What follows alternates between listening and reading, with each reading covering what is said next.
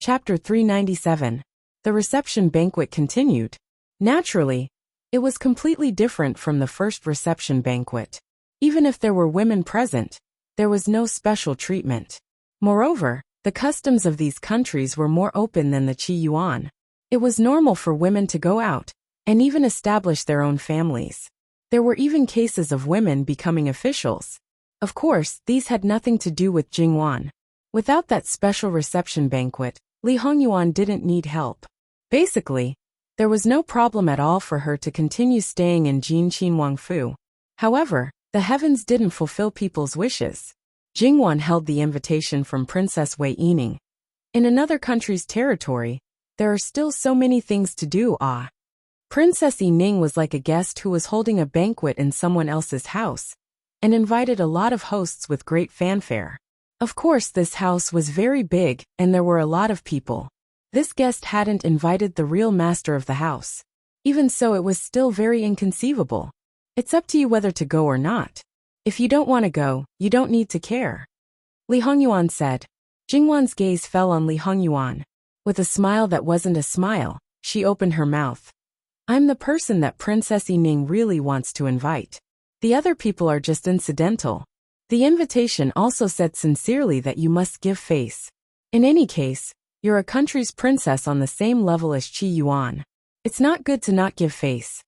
It should be known that the people that Princess Yining invited were not in the minority. Whether it was married or not, there were also a bunch of Qin Wangfei and Zhen Wangfei. Just because she said to give face, I'll give face. Who does she think she is? Also, what does she mean by the person that she really wants to invite is you? Did the invitation say that? Is Wang Ye pretending to be confused? The person that she really wants to invite is just the so-called. Her goal is you, Wang Ye.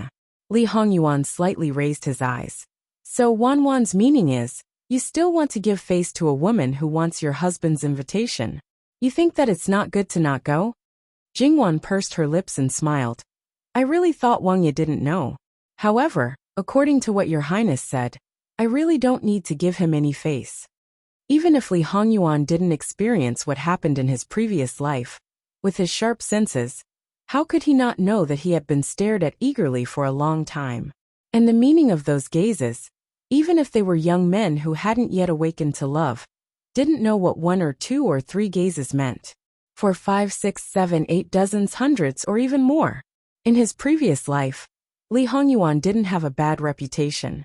On the contrary, he had a good reputation.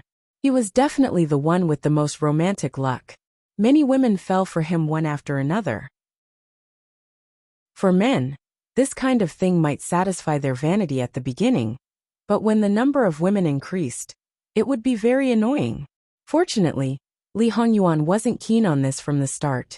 Just like that, Jingwan really didn't attend the banquet. She didn't even give an excuse to postpone it. It was as if she hadn't received the invitation. She didn't respond at all. Speaking of which, there were many people who were watching her actions. When she didn't respond, many of them were a little uneasy. However, in this case, others would tacitly agree that she would attend the banquet. However, in the end, Jingwan's slap was really harsh.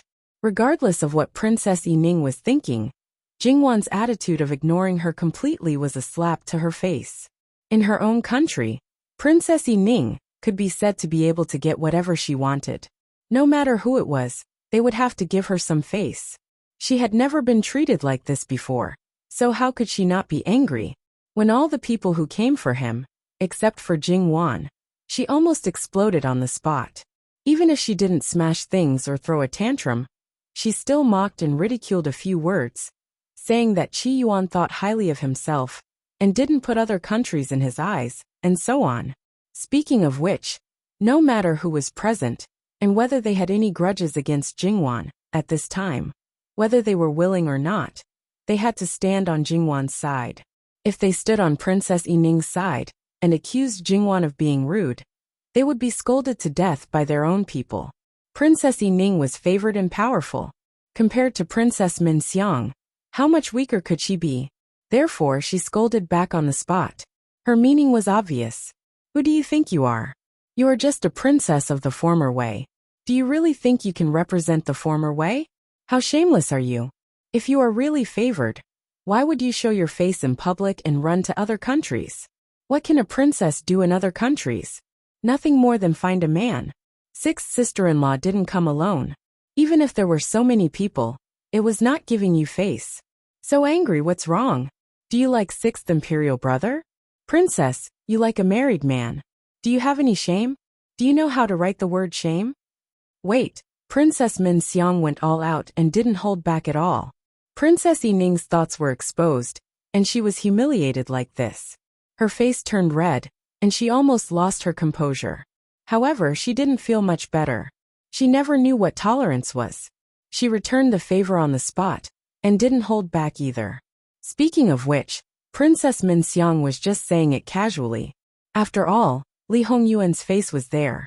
She was so afraid of him that sometimes she would be distracted when looking at him. Not to mention those girls who were raised in the boudoir and didn't know the taste of the world. She didn't want to accidentally hit the nail on the head. Although Princess Min Xiang wasn't born from the Empress didn't have a daughter. Therefore, Princess Min Xiang's status was the highest among the sisters. In addition, Lu Qingdi liked her. Her status was not much different from Princess Yi Ning's in the former way. The two of them had the same status. To a certain extent, they were natural enemies. To put it bluntly, they were like two female tigers on the top of the mountain. When they were in their own territory, they naturally didn't do anything. They each lived their own lives and were domineering and arrogant. But once they met, they would definitely fight.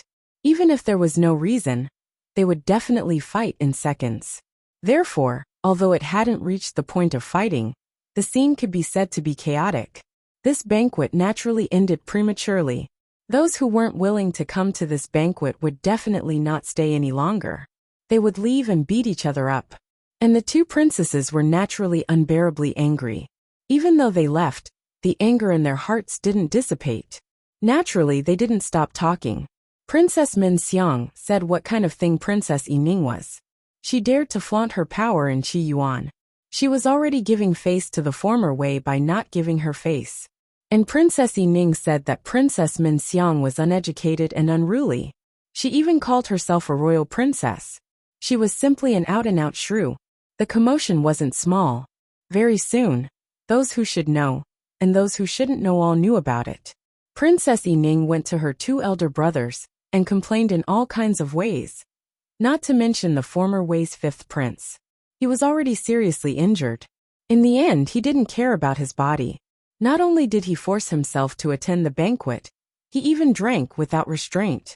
Without a doubt, it affected the normal recovery of his injuries.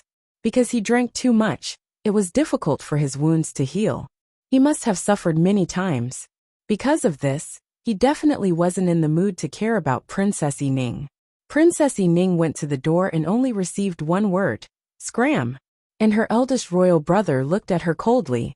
That gaze was unprecedentedly cold. Yi Ning trembled under his gaze. She couldn't continue crying. Finally, the former Wei's eldest royal prince revealed a cold smile. Yi Ning, don't think that koala doesn't know what you're thinking. I have to say, you really have a lot of guts. Of course, you're also a little clever. But do you think you can achieve your goal by doing this? You're indeed a naive little girl who doesn't know the ways of the world. I don't understand what eldest royal brother is saying. Yi Ning's gaze was somewhat erratic. She didn't dare to look straight at her elder brother. Ah! The former Wei's eldest royal prince chuckled with endless ridicule. Fine, Yi Ning doesn't understand. This elder brother will explain it to you clearly. When you held this banquet, although I didn't know your purpose at first, I let you mess around. But now, no matter who didn't show up, even if it wasn't Jin Qian Wangfei, anyone, you would probably use it as a pretext to make a fuss. Even if everyone you invited arrived, you would still look for trouble. And your essential purpose is to make a fuss about Jin Qian Wang, to get rid of your predetermined fate. In your eyes, you are the most honorable princess of Dawei.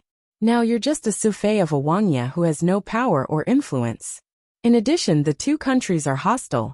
If this matter succeeds, then Qi Yuan will take advantage of it. Qi Yuan has no reason to disagree. If you make a fuss about it, they only need to push the boat with the current. When the time comes, Dawei can only help you. That's what you think, right? Princess Yining was completely exposed. She simply didn't hide it anymore. Facing her eldest royal brother, she became bold and confident. So what if I am? Yining, you are Dewey's princess. You are extraordinarily honorable. Dewey gave birth to you and raised you, giving you the best of everything. Because of your own selfishness, you disregarded the face and interests of the entire Dewey. Who are you worthy of? Even if it's Fu Huang, if he knew, I'm afraid that he couldn't wait to slap you to death. Princess Yining's face was gloomy and cold. Even that pair of beautiful eyes were destroyed at this moment. I'm Dewey's most honorable princess? Those lowly bastards that were born by sluts didn't go to the political marriage. Each and every one of them went to the capital to choose a prince consort, build a princess Fu, enjoy glory and splendor, free and unfettered. But you want to marry me to a barren land, lonely and without anyone to rely on. My little life is always threatened. You treat me like this. Why do you still want me to think for Dewey? You treat me like this, so I naturally have to think for myself. Dewey's interests and face go to hell. Princess Yining was hysterical, her voice sharp. The former Wei Crown Prince inexplicably smiled. He took 2 steps forward and suddenly reached out to pinch Princess Yining's chin, not allowing her to struggle at all. You know best who caused your situation today. If it weren't for those things, would you have been pushed out for the political marriage? Yining, you should know that not executing you is already a great kindness. You still want to enjoy glory and splendor in the capital. Dream on? Originally, if you were obedient, I might have helped you and chosen a better husband for you. But what you did made me very unhappy. What do you think I should do? Princess Yining slapped his hand away. It's not my fault, it's not my fault. Just because he's a man, the crown prince, and I'm a woman, everything should be borne by me? Based on what? Based on what? She looked crazy. Her eyes were full of unwillingness, resentment, and indescribable sadness. The former Wei Crown Prince's eyes flashed with excitement. So it was all true, really. If he caught the real evidence, then Dewey's Crown Prince, who was at the peak of his power, would. Yining, I also know that you've been wronged. How about you tell me everything? As long as you tell me, I'll help you stay in Qi Yuan. How about it? Princess Yining gradually came back to her senses. Are you tricking me? She clearly acted as if she knew everything. But thinking about it, if she really knew, she would have used this matter to make things difficult for the crown prince. How could there be no movement until now? After all, this matter had not happened in a day or two. She had lost control of her emotions for a moment. It's not impossible for you to think so. Yining, consider this elder brother's words. If this elder brother ascends the throne, I will also be your strongest backing. I guarantee that you will not suffer the slightest grievance. Even if Great Wei and Qi Yuan are at war, I will similarly not let you suffer any harm. Anyway, you don't care about Dewey anymore. Naturally, you don't have to care about the crown prince. Besides, he's the one who caused you to be like this. Princess Yining's eyes flashed with struggle. Yes, it was all his fault. It was all her brother's fault. But, mother, what a silly girl.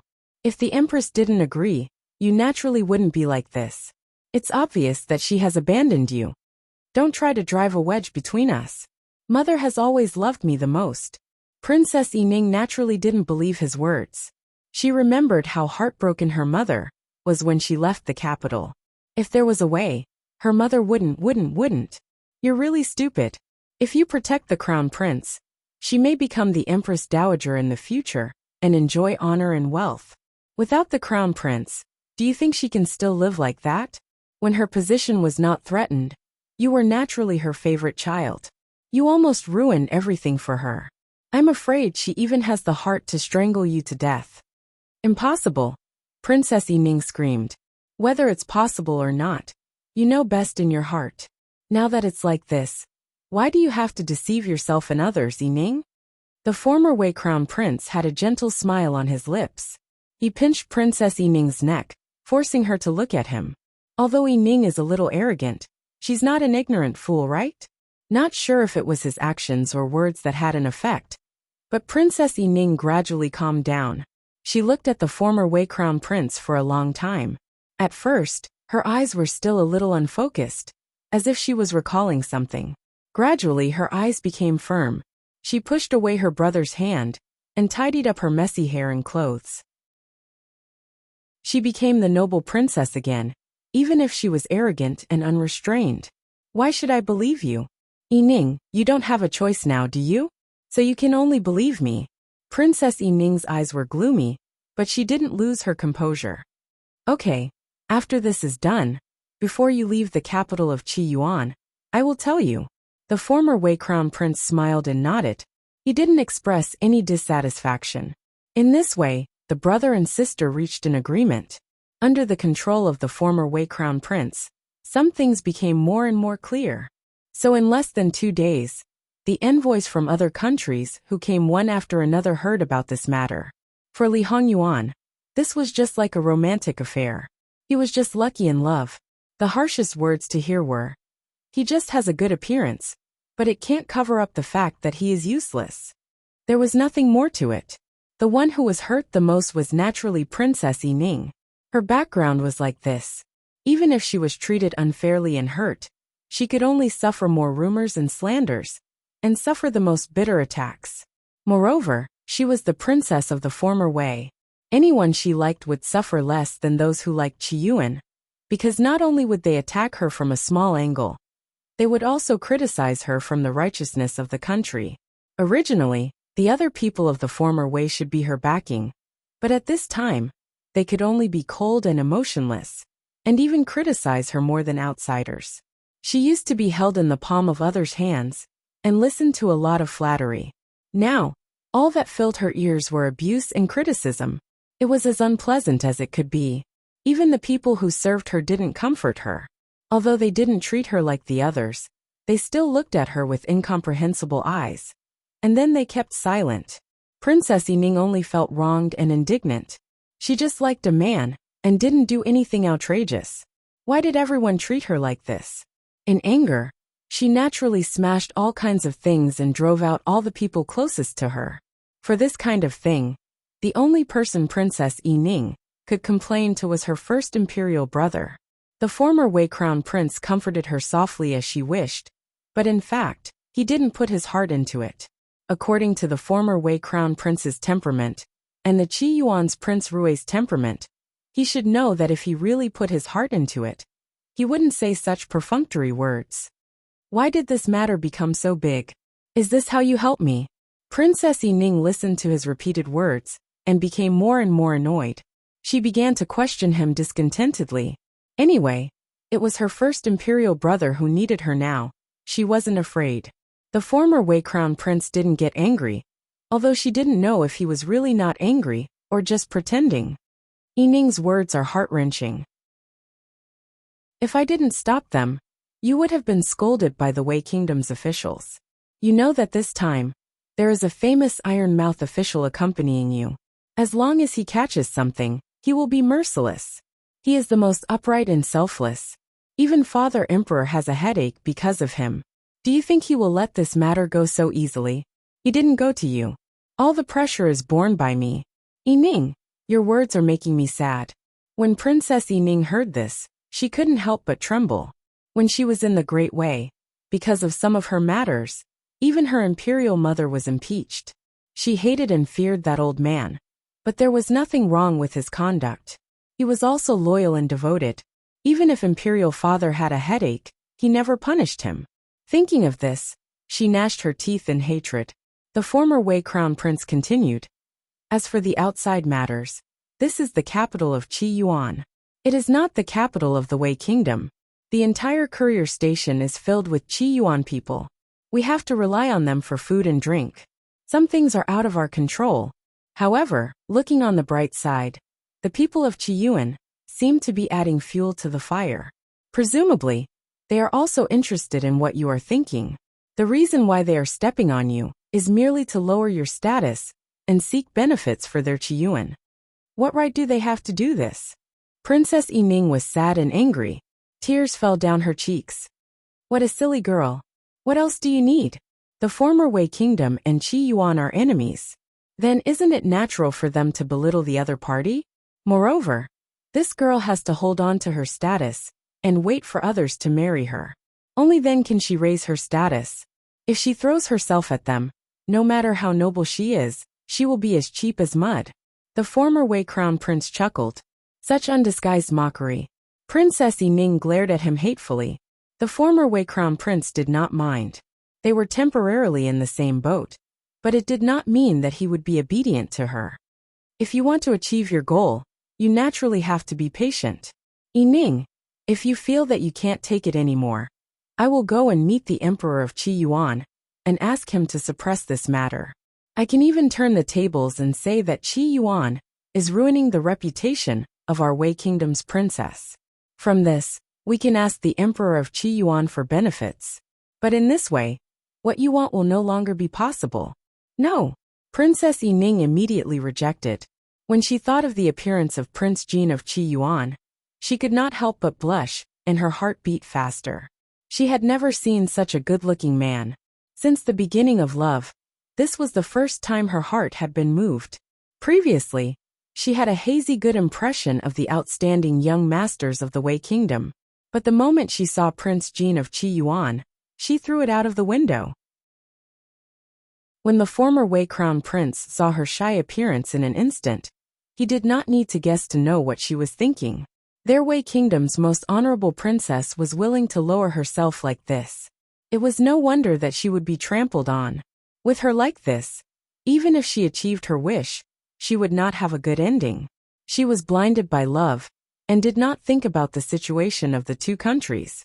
Did she think that by sticking to him, she would be able to get the favor she wanted? Did she think that she was an outstanding beauty? Or did she have the means to control people's hearts? Prince Jin of Qi Yuan, that kind of person. It was obvious that he had seen countless beauties. An enemy country's princess was specially sent to his door to be humiliated and vented. Therefore, if Princess Yining was like this, then no matter how unpleasant it was to hear, she would still have to bear it. Although this was basically expected, the former Wei Crown Prince still felt that it was a bit strange.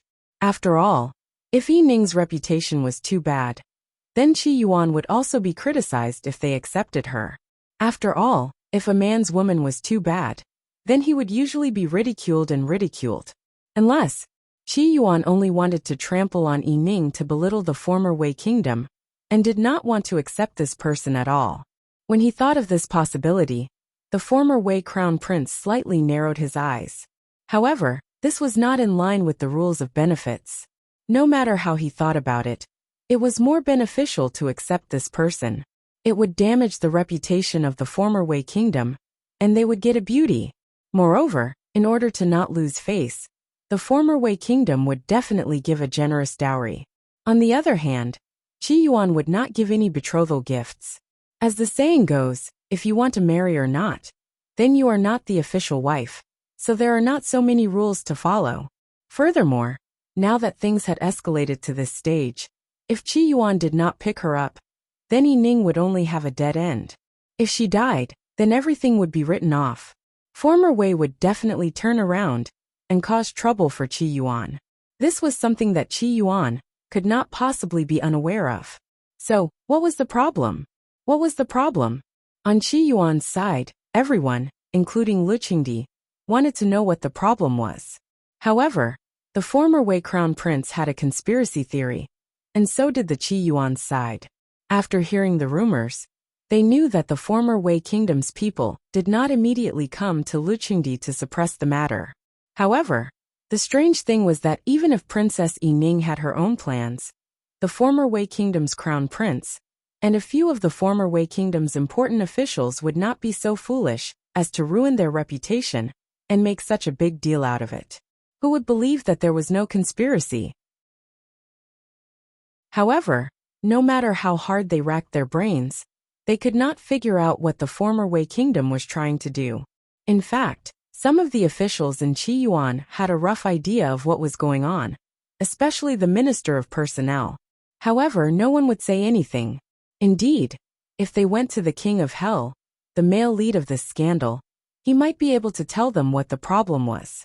Speaking of which, the source of this scandal was Princess Min Xiang. She was the one who unknowingly exposed the matter. Princess Yining had not done anything yet. In Jingwan's opinion, Even if they wanted to do something, they would have to wait for Princess Yi-Ning to come to them. Then, she would see her husband's methods. It was just a simple order, but he was simply too good at it. However, Jingwan felt that it was a little out of character to let the King of Hell use such methods that were more inclined towards the inner residents. She did not hold back and asked directly. Li Hongyuan could not help but laugh. He hugged Jingwan and ruffled her hair. She was quite smart. Why did she go into a dead end on this kind of question? There is no distinction between good and bad methods. As long as the goal is achieved perfectly, you can use different methods on different people. You can't think that a man is not a man just because he uses inner residence methods. You have to know that some people can't be too generous, because it won't work. A black cat or a white cat. If it can catch a mouse, it is a good cat. Li Hongyuan raised his eyebrows. Although this description is not completely correct, it is close. I know. After all, you have to choose the right person to use the method on. You don't have to choose the color of the cat's fur to catch a mouse. I was just thinking about it wrongly. It was probably because she had heard comments such as a man using a woman's methods. It's a little petty that she did not immediately understand. In fact, these are not important. This time, the main thing is to tell Wanwan that when dealing with enemies, even if they haven't done anything, you have to be prepared in advance. Even if you don't kill them directly, you have to be prepared for a rainy day, so that you can be invincible in the future. In the end, you are still too soft-hearted. You don't take action when others haven't done anything, and when some things really happen, it may be too late to do anything. It's good to be on guard, but you can only be a thief for 1,000 days, but not a thief for 1,000 days. The best way is to catch the thief. For such an obvious enemy, you should take the initiative to gain the upper hand. Jingwan was stunned. Although Li Hongyuan might be making a mountain out of a molehill for this matter, what about other things in the future? What about those enemies who obviously wanted to take people's lives at all times? Could they still passively wait for the enemy to strike first? Even if they were on guard, they could not guarantee that nothing would go wrong at all times. It was not like when they were in the Luo family now. No matter how fierce it was just a small matter. It was also not like in their previous life. Now people could easily take people's lives. Even if it was not for themselves, they had to do something for the people they cared about. If they waited until the moment something happened to change, it might really be too late. Jingwan hugged Li Hongyuan and buried her head in his neck. Ah Yuan, I know. Li Hongyuan gently stroked Jingwan's back. He didn't want to force Jingwan to grow up, but it was better to do it step by step than to do it all at once. One had to know that growing up in an instant was often very cruel. Most people simply couldn't handle it and broke down. Li Hongyuan couldn't be more familiar with that feeling. He hoped that Jingwan would not be so gentle to the enemy. Those women who threw themselves at her were secondary. The main thing was the current situation. Although he was strategizing, he might not be able to take care of everything. Because he was a human, not a god. Moreover, Wanwan's soft-heartedness may be exploited by others. This Princess Yi-Ning's future matters, leave it to me to deal with. After all, this Princess Yi-Ning was not only a love rival, but also a real enemy in the truest sense. Kindness to the enemy was cruelty to oneself. This sentence was not just for show, especially when it was between two hostile countries. Okay, that's not a problem. Li Hongyuan naturally raised both hands in agreement when his wife was willing to do it. Looking at the current situation, if we don't accept that Princess Yi-Ning, she seems to have a dead end. But we can't let her die. It's completely impossible for you to accept her. Why don't we find someone else to take over? Not only can we save her life, but the man who takes over, others won't dare to make irresponsible remarks. Li Hongyuan smiled. Wanwan wants to give us a concubine, can't we? Jingwan also smiled. Think about it, she is a princess of a country. How wronged it is to be a concubine to a powerless prince like you. But it's different if she is imperial father's concubine. As long as she is given a slightly higher position, it will be giving face to the former way. After all, they are an unrestrained princess. Not only did we accept her, but we also gave her enough honor. If the former way doesn't reciprocate, won't they feel embarrassed? That's right. Li Hongyuan expressed his agreement. But if this matter is to be done, I can only say that I can't do it. What's done can't be undone. It's not difficult. If this kind of thing happens to the emperor, then it's purely a romantic affair. No one will say anything. Li Hongyuan didn't care about it. Jingwan looked at Li Hongyuan. What was it? Stuffing someone into the emperor's bed? In fact, it wasn't difficult.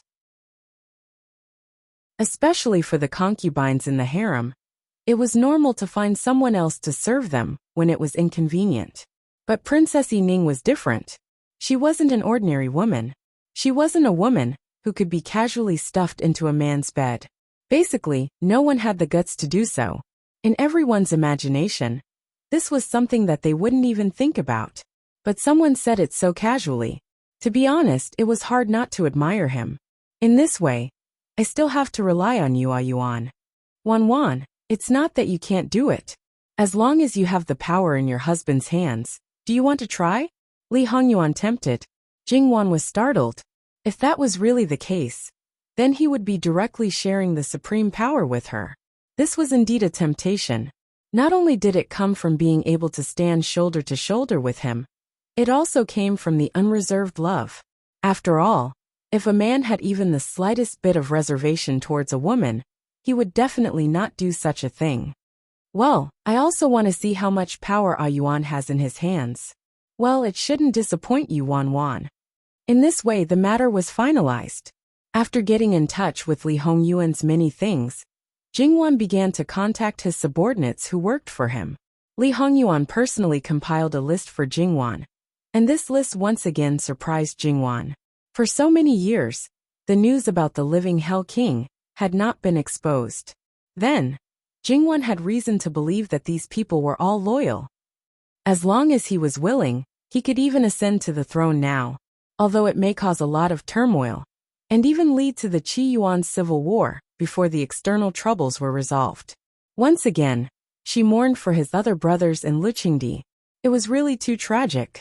Li Hongyuan did not intervene, so Jingwan had to rely on her own judgment to decide who to send to carry out this matter. Of course, she had to clear up the internal relationships. Li Hongyuan did not personally explain anything to her. Instead, he left an Yi to her. An Yi did not have to take the initiative to say anything, but he had to answer all of Jingwan's questions without reserve. This was a big test for Jingwan. If there was something that she did not understand, or if there was any carelessness, this matter could go wrong. After all, the person she was scheming against was Luqingdi. If something were to happen, it would not be as simple as being held accountable by Luqingdi. It was very likely that Li Hongyuan would be exposed. Jingwan was very clear about these things, so she could not act carelessly. She had to be very careful and cautious. Thus, just to understand this matter, Jingwan spent a few days before she finally decided on a preliminary plan. However, at this time, Jingwan's heart was beating fast. Her palms were faintly sweaty. There was no other way. This matter concerned Li Hongyuan. It was impossible for her not to be nervous. It was rare for her to have the thought of retreating. Would Li Hongyuan allow her to retreat? Absolutely not. Wan, you should believe in yourself. That's not the problem. In my eyes, this is the essence of the problem. Wan, as long as you do this, it's enough. Li Hongyuan was like this. Jingwan closed her eyes and opened them again. The uneasiness in her eyes had all disappeared, leaving only firmness and fearlessness. Jingwan spent another 2 days carefully deliberating the plan. She improved it again and again. After considering all aspects, she came up with the final plan. It could be said that this was the first time that Jingwan had spent so much effort to think deeply about something. It was mentally exhausting, but when it was really completed, there was also an indescribable sense of accomplishment. When the final arrangement was made, Jingwan glanced at Li Hongyuan. Li Hongyuan did not say anything. He just smiled and nodded. Jingwan exhaled, called an Yi, and gave orders one by one. Li Hongyuan listened quietly at the side. During the whole process of Jingwan making the plan, he did not look at it. And Jingwan was focused on the matter, so he did not disturb her. He completely played the role of the man behind her. Listening now, it was not in vain that Wan spent so much effort. As long as there were no accidents, the final result would be perfect. And this possible accident was that the executor made a mistake. This was not something that anyone could absolutely control. However, Jingwan did not need to worry about it. Speaking of it, this kind of thing originally only needed to be ordered by Li Hongyuan, and the people below would naturally find ways to complete it. The reason why Jingwan was given full authority to make the decision this time was to let Jingwan be familiar with people and things. When she was clear about all the big and small things, she only needed to move her mouth. Like Li Hongyuan, she could control the general direction. After all, if she only relied on her mouth from the beginning, then Jingwan would never be able to truly convince Li Hongyuan's subordinates. Even if they listened to Jingwan's orders, it was only because of Li Hongyuan's orders, and not Jingwan herself. Therefore, Jingwan could never be considered as standing side by side with Li Hongyuan. The plan was very detailed. The people who carried out the plan only needed to be careful, and didn't need to use their brains. And he also received the order quite straightforwardly. This matter, he watched the whole process. He saw Jingwan's effort in effort. Other people might still have doubts, or they might think that what his master did to his Wangfei was too much. Even if he doted on her from the bottom of his heart, there was no need to do this. Once, and he might have had the same idea, but gradually, this idea disappeared. Master and Wangfei were not ordinary husband and wife. Jingwan suddenly became soft and laid on Li Hongyuan's body. "Ah Yuan, do you think it will succeed? Since it has come to this, there is no need to worry about it anymore. We just need to wait for the final result." Digression. https://www.bicken.com/11/118077/7102969. HTML chapter error. Click here to report registration free. We will deal with it as soon as possible. After reporting, please wait patiently and refresh the page. Please remember the domain name of this book: www.bicken.com. Bicken.com mobile version reading website, mbicken.com. Chapter 398. Now that things have come to this, there is no need to fuss over it. We only need to wait for the final result. Jingwan nodded. This was the only way. Unless the plan was cancelled, they could only wait. Instead of thinking about those useless things, it was better to have a good rest. Tired, Jingwan rubbed against Li Hongyuan's body like a spoiled child. If you don't do it personally, you don't know how difficult and exhausting it is. Compared to the things you do, this is just a trivial matter. Looking at how you usually deal with it, it seems as simple as eating and drinking. This kind of thing, I need so many days. This difference. How can this be compared? You are not familiar with it, you don't understand it. You have to start from the beginning. Once you are familiar with it, you can slowly control it. It is just that. You make it sound simple. There are many things that require talent. A certain person was absolutely gifted in this aspect. Some people, even if they were given 10 lifetimes, they still wouldn't be able to learn it. I believe that Wan's talent in this aspect is not bad. Compared to many beginners, Wan has always done very well. Don't praise me, my tail will rise to the sky. It doesn't matter. Don't mention rising to the sky. Even if you poke a hole in the sky, I will hold it up. Jingwan clicked her tongue twice, and reached out to pinch Li Hongyuan's face. If she was a person whose 3 views had not been molded, she didn't know how spoiled she would be. Li Hongyuan did not avoid or stop her, allowing her hands to mischief on his face. The former Wei eldest prince had asked to see Le Qingdi once. Although he did not say it clearly, the meaning was almost clear. That was, their Wei princess had indeed taken a fancy to Jin Qinhuang. But their princess was definitely not the kind of woman who was not reserved and frivolous. Her upbringing, talent, and manners were all good. But because it was the first awakening of love, it was hard to restrain oneself. That tone and demeanor were very helpless, completely like a good brother who doted on his younger sister. No matter what, he couldn't bear to make his younger sister sad, and also faintly hoped that Lu Qingdi would fulfill his wish. According to him, his sister had been doted on since she was born, including her elders and her brothers. It was only because she yearned for places outside the capital of Great Wei that her imperial father couldn't bear to see her sad face. So he came to Qi Yuan with her 2 elder brothers. However, he didn't expect that this trip would cause her to be filled with love. A grown girl can't be kept at home. Lu Qingdi didn't say anything. He just played Tai Chi with the former Grand Prince of Wei. His words didn't count. His son had a stubborn temper. If he wanted him to marry someone, he had to agree. Otherwise, he would turn the entire capital upside down. My 6th son lost his mother when he was young. It was inevitable that I would favor him more. As a result, I spoiled him more and more until he became more and more undisciplined and out of control. Even my words might not be effective. But what's done is done. I can't really punish him severely. Lu Qingdi was telling the truth, but to the former Grand Prince of Wei, it was full of excuses. In an ordinary family, it wasn't unusual to raise a bastard who disobeyed his father.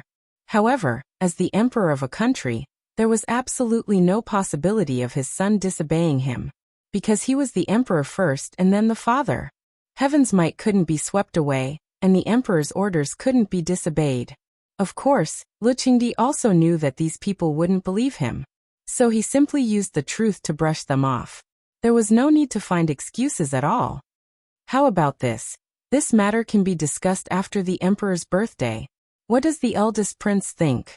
Lu Qingdi said. In the end, the former Grand Prince of Wei and Lu Qingdi were a big level apart. Naturally, he couldn't say no. However, they probably didn't know that there was no chance to discuss it anymore. There were only 3 more days until the emperor's birthday. There were still 3 countries that hadn't arrived yet. The Western Han was slightly inferior to the former Wei of Qi Yuan, but their customs were quite valiant. The Zhongjin was a medium-sized country, but the women's status was very high. The last one was a small country, because it was located to the west and southwest of the Qi Yuan. It was relatively far from the capital of the Qi Yuan. It wasn't strange that it would be the last to arrive. In fact, it was only a day or 2 earlier. If the former Wei attracted attention because of Princess Yi Ning's great momentum, then the Zhongjin delegation was surprising because 1/3 of the entire delegation was made up of women. They were different from Princess Yi Ning in that they were real people in power. Including the delegation this time, the leaders were all women. There were women among the civil officials, and there were even women among the generals. These people were real women who were not inferior to men. Although they didn't occupy half of the Zhongjin kingdom, they definitely couldn't be underestimated. When Jingwan learned about the Zhongjin kingdom, she was a bit surprised. But more than that, she admired the women. The current king of the Zhongjin kingdom was also a wise and open-minded person. Because of him, the status of the women in the Zhongjin kingdom rose again. The number of women in the Zhongjin kingdom also reached an unprecedented level. There were nearly 3 levels of women in the Zhongjin kingdom, and nearly half of them were in the upper middle class. The high status of the women in the Zhongjin kingdom wasn't unrelated to their founding queen, who was also a legendary woman.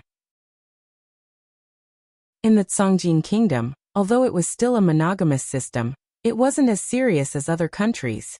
Even the current king of the Zhongjin kingdom only had a handful of concubines. And in a family where women were in charge of external affairs and men were in charge of domestic affairs, concubines were basically non-existent. It was normal for men to marry and women to marry. Even if the men were weaker than the women, they wouldn't be criticized. There were male chauvinist, female chauvinist, female chauvinist, female chauvinist, female chauvinist, and male chauvinist. Compared to other countries, it might be strange, but the Zhongjin kingdom was very harmonious. Moreover, the Zhongjin kingdom had existed longer than the former Wei. Jingwan read about the Zhongjin kingdom. To be honest, she had a little bit of yearning in her heart. Li Hongyuan saw it all. In fact, in his previous life he was greatly influenced by the Zhongjin kingdom. Of course, Jingwan played a part in it. If Jingwan didn't exist, he would definitely scoff at the customs of the Zhongjin kingdom, because it was quite a different feeling. In his previous life, the small countries around the Qi Yuan were directly annexed by the Zhongjin kingdom, and the big countries couldn't recover for decades. The only country that wasn't touched was the Zhongjin kingdom. He knew that there must be people who were puzzled, but no one dared to ask him, the absolute hegemon. At that time, Jingwan wasn't around.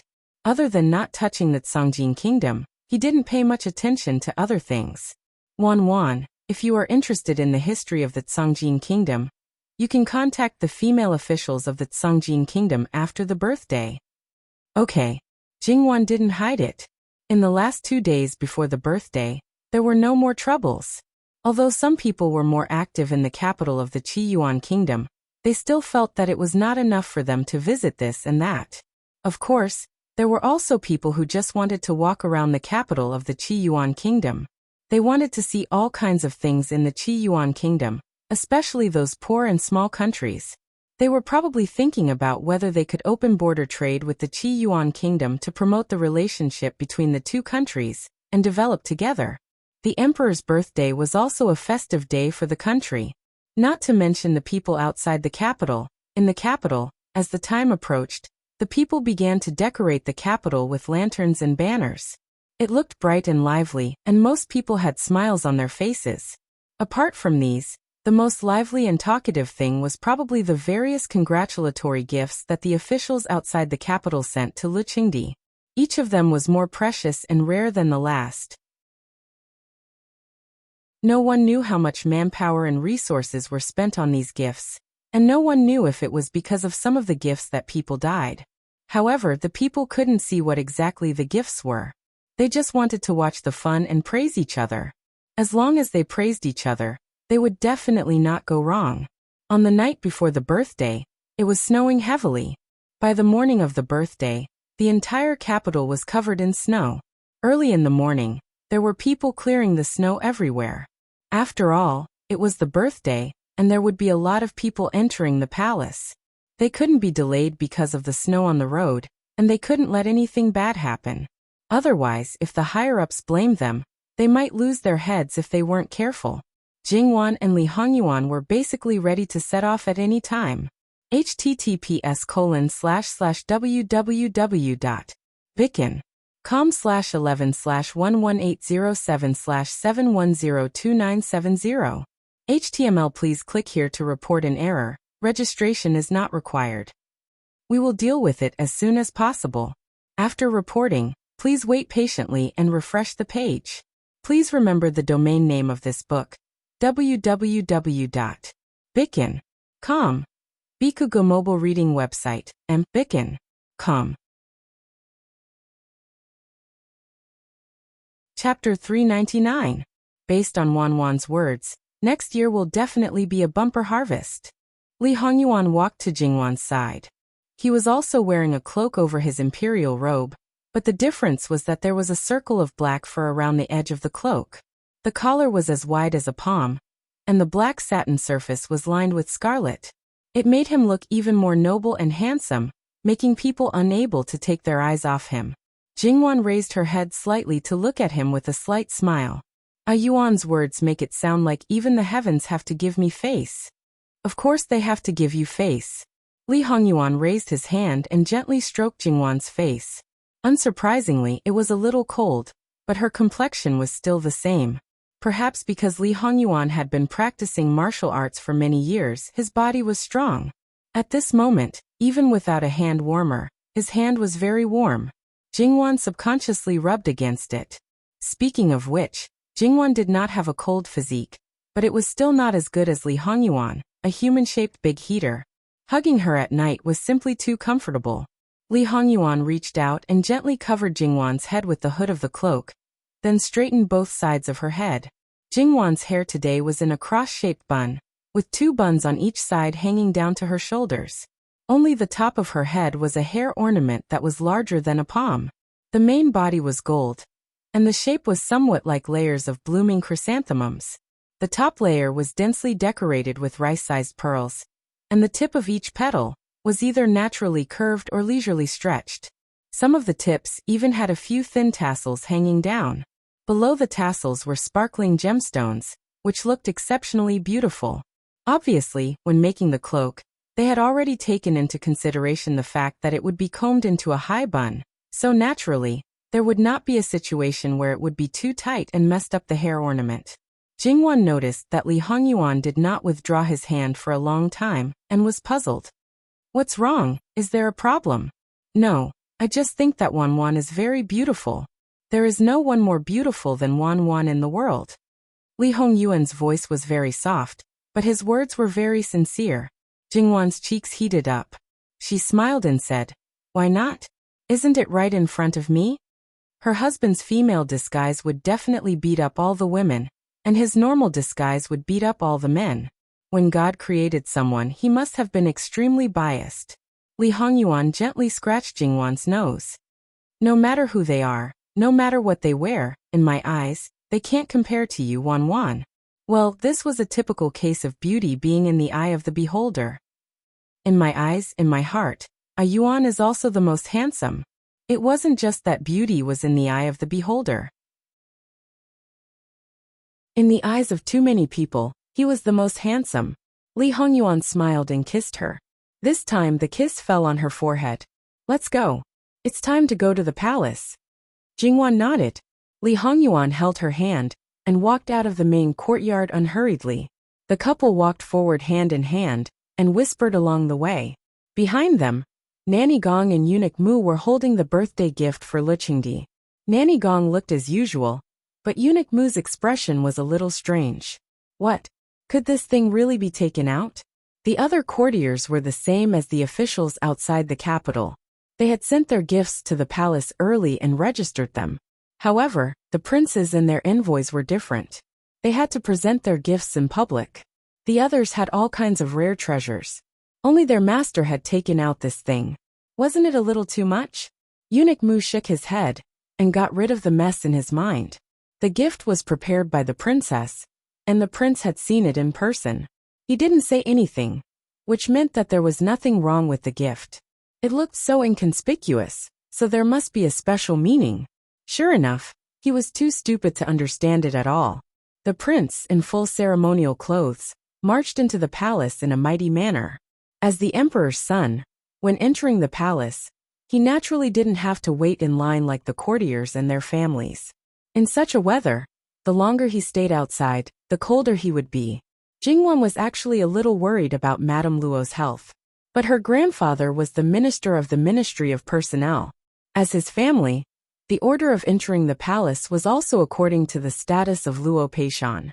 If she wanted to know, she didn't have to wait too long. So she was a little relieved.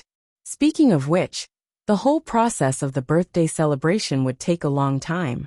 According to the status and gender, it was definitely a huge project to go one by one. Of course, it was not easy to see Liqingdi's face just because they could celebrate his birthday. So, one could imagine how big the queue was. Moreover, since he was the emperor, he naturally had to keep a distance. Ordinary people couldn't get close to him easily.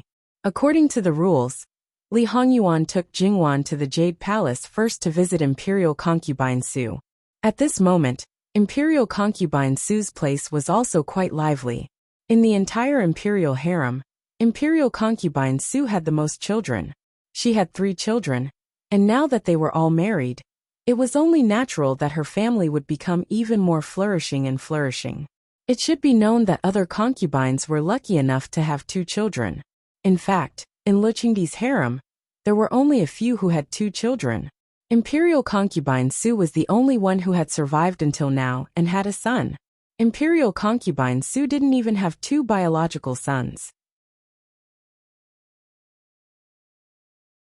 They were directly appointed by Laozi to be the concubine of a rival power. They didn't dare to utter a word, and had to obediently bring her into the fu. If they didn't like her, they couldn't directly kill her.